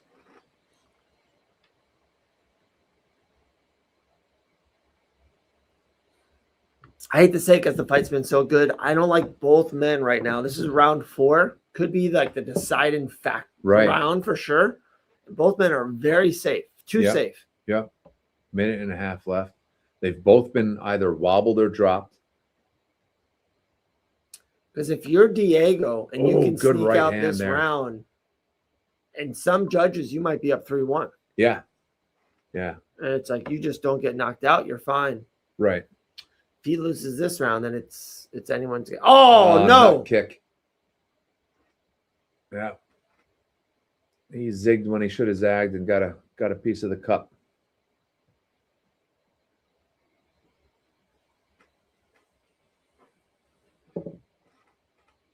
Yeah, went to go high and just caught. Yeah, they were kind of in close, and he went to go to a body shot and got his cup, and he instantly knew. He's like, damn it. How can you not love Volkanovski? Yeah. But nicest. instantly walked up to him like, to apologize, and Goddard was like, no. No. I bet you he does it again, like some kind of. Yep. All right, minute left in round 4. Hey, this is big minute, guys. Razor thin. Yep, razor thin here. Big flurry here could steal this round, I think. Oh, or a head kick, but went for a head kick. Volk blocked it clean. I hate this. I feel like Diego needs to go. He's the one that needs to go. I think so. He needs to be the aggressor here. He's trying to a little bit, but now Volk is opening. He's switching stances there. Yeah, that was definitely the game plan shift. 20 seconds left. Oh, good. Oh, good flurry. Good. Back and forth. 10 seconds left. I don't know who won that one. I mean, won that flurry? Even exchanges. Oh, another missed head kick there from Lopes, and he fell down. 1-4. That's the fight right now. I think 2-3. It's one each, and who you got in 1-4? You know, if you go the old, you got to beat the champ. You give 1-4 to Volk. It's 3-1 right now, Volk. Right. You know, because if it's super close like that, and the old, well, you got to beat the champ to beat the champ. You give 1-4 to Volk. It's probably 3-1. But if I'm Volk, I'm thinking. I thought I had. Oh yeah, I did have Volk 1. That round right there was tough. That's tough. That's the one no one's gonna. Round 4 is gonna be a mystery.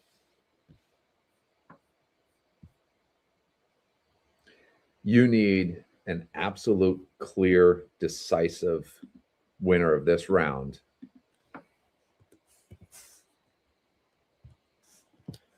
For shits and giggles, I'm gonna say it's tied. I don't know when or how, but it's tied. Well, like you said, if 2 and 3 are one each, which I think it's possible, likely that we had at least somewhat clear winners there. Round 5, guys. 450. The Fight Banana score sheet has it tied. Winner of this round wins the UFC Featherweight Championship.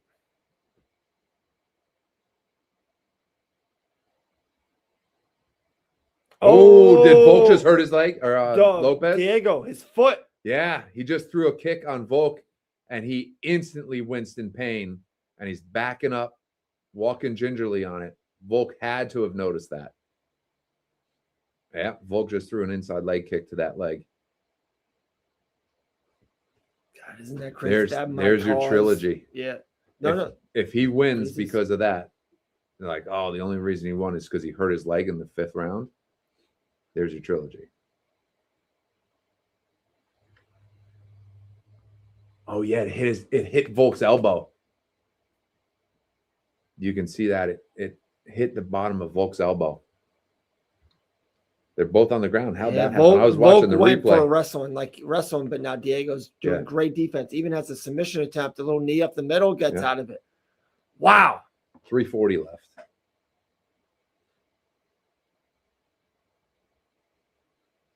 Lopes seems to be fine on that foot now. Ooh, jab on entry kind of caught Lopes off balance. Oh, Volk went for a trip. Volk takes him down. Got trying to hold him down, but control-ish. Pulled his leg out. This is what Volk needed, though. He needed to show that he was in control of this round. And it's also what Diego needed, in my opinion. If either one did this, I think that would be your winner. Right now, it's Volk. Wow. But that can change because Diego's moving around quite a bit. 250 left.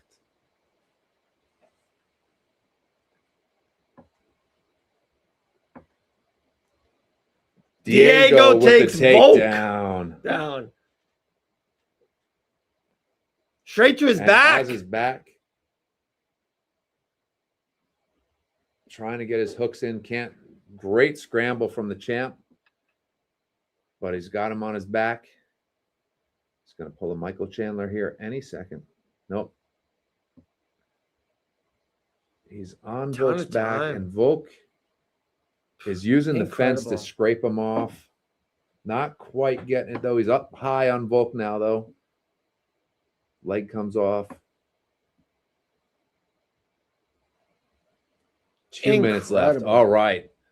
No longer on his back, but he's pushing him up against the fence. Volk hammering, elbows down. Oh. Lopes trying to pick him up. Can't quite get there. That's where that height advantage. Oh, yeah. You'd think that leverage he'd be able to get Volk up, but Volk is just a fucking tank.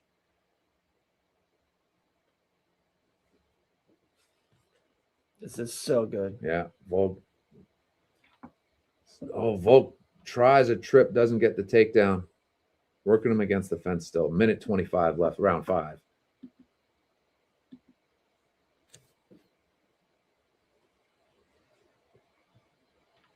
Lopes with a submission attempt. Yeah, like a sideways takedown, almost going right into a Kimura there. I don't know what that is. Go for an armbar right here. Something. That's dangerous. Under a minute left in round 5. Diego's got something here, guys. Wow, got out of it. Volk got out of it. Wow. 45 seconds left. Volk with hammer fists around the back. He's currently got his cheek right on Lopez's chin. Yes, that cheek. Yes, that cheek. Volk's fist pumping to the crowd. He's trying to get some action here. Give the judges something to think about. But he's in a very awkward north-south, like at the midsection.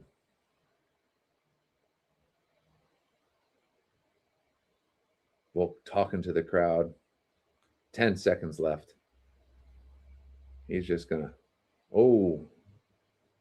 couple shots raining down from top. That's the fight, folks. Great fight. I am so glad I am not a UFC judge right now. Here's the thing that I noticed before the fight started, Dave. Sal D'Amato is one of our judges. It's a split. It's a split. 50-45 Diego Lopes on Sal D'Amato's card. I didn't mention it at the time, but I noticed the odds. Yeah. That was a good fight. Man.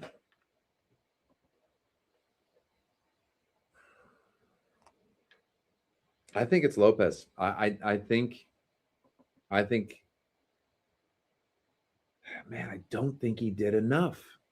But he knocked down Volk.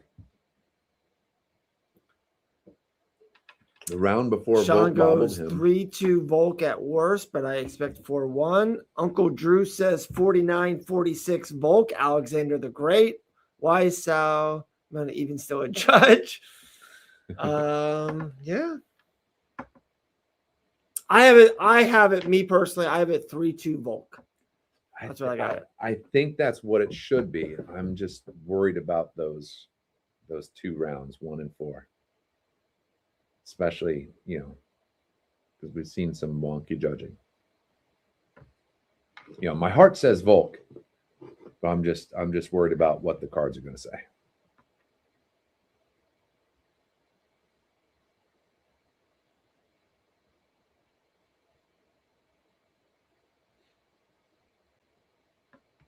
Here we go. Well, someone on the announcing team said they'd be very shocked if Volk did not have his arm raised.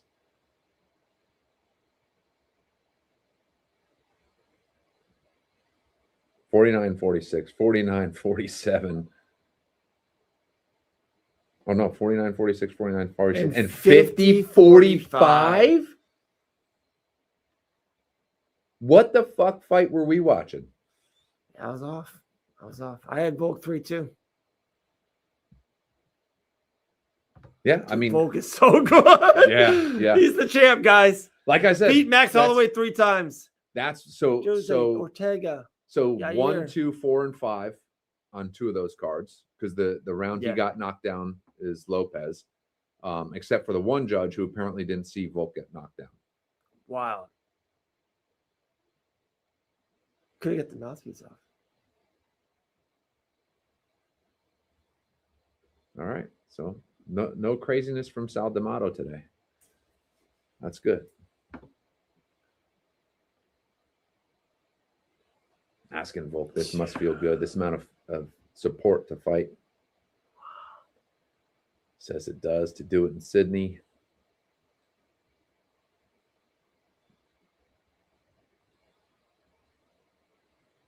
It ain't getting any easier. I can tell you that. A lot of things going on in there, and we push through.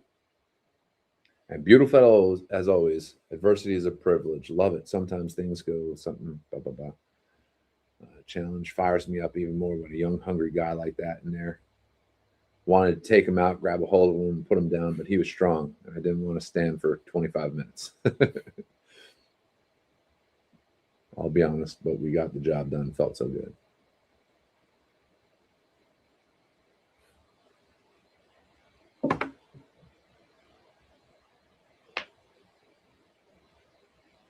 Packed house. Yeah. Wow. All standing, cheering on their guy.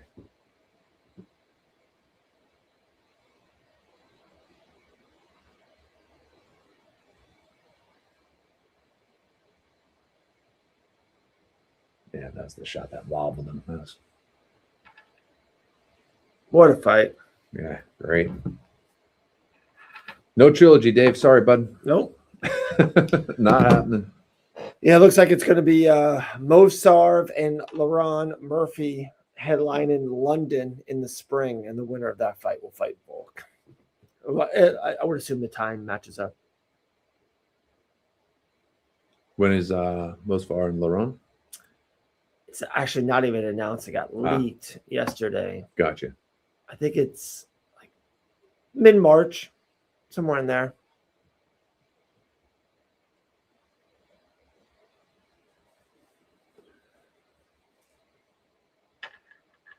$50-45, David. Yeah, I missed that. 50. I was wrong. Man, it was good to do this again, right? It's been a while. The Dawsons had it last week. The UFC went away for 6-7 weeks. It's been a minute. It's been good. Yeah, I think it's that March 7th. That's what it said. March 7th. Yeah.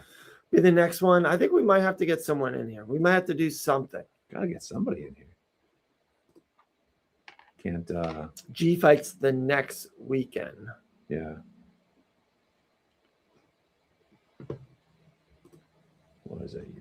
326. Max and Charles, March 7th. March 7th. Got Moicano and Ortega just got canceled. We got Barajo and RDR. Cody Garbrandt, 107 years old, still fighting against. Nah, he actually looked really good last time out, if I remember correctly. Yeah, that's a good one. Yeah. They got to figure out who's filling that up. Moicano, and I like how Ortega. They had it. Yeah. They know it's like, hey, we need to give you a co-main event. Yeah, for sure. Yeah. Like it. Well, awesome, guys. Hey, we appreciate you guys like always. Tomorrow, 10 a.m., same YouTube channel. Jillian Robertson and Elle Dawson will recap this whole entire show. Cannot wait.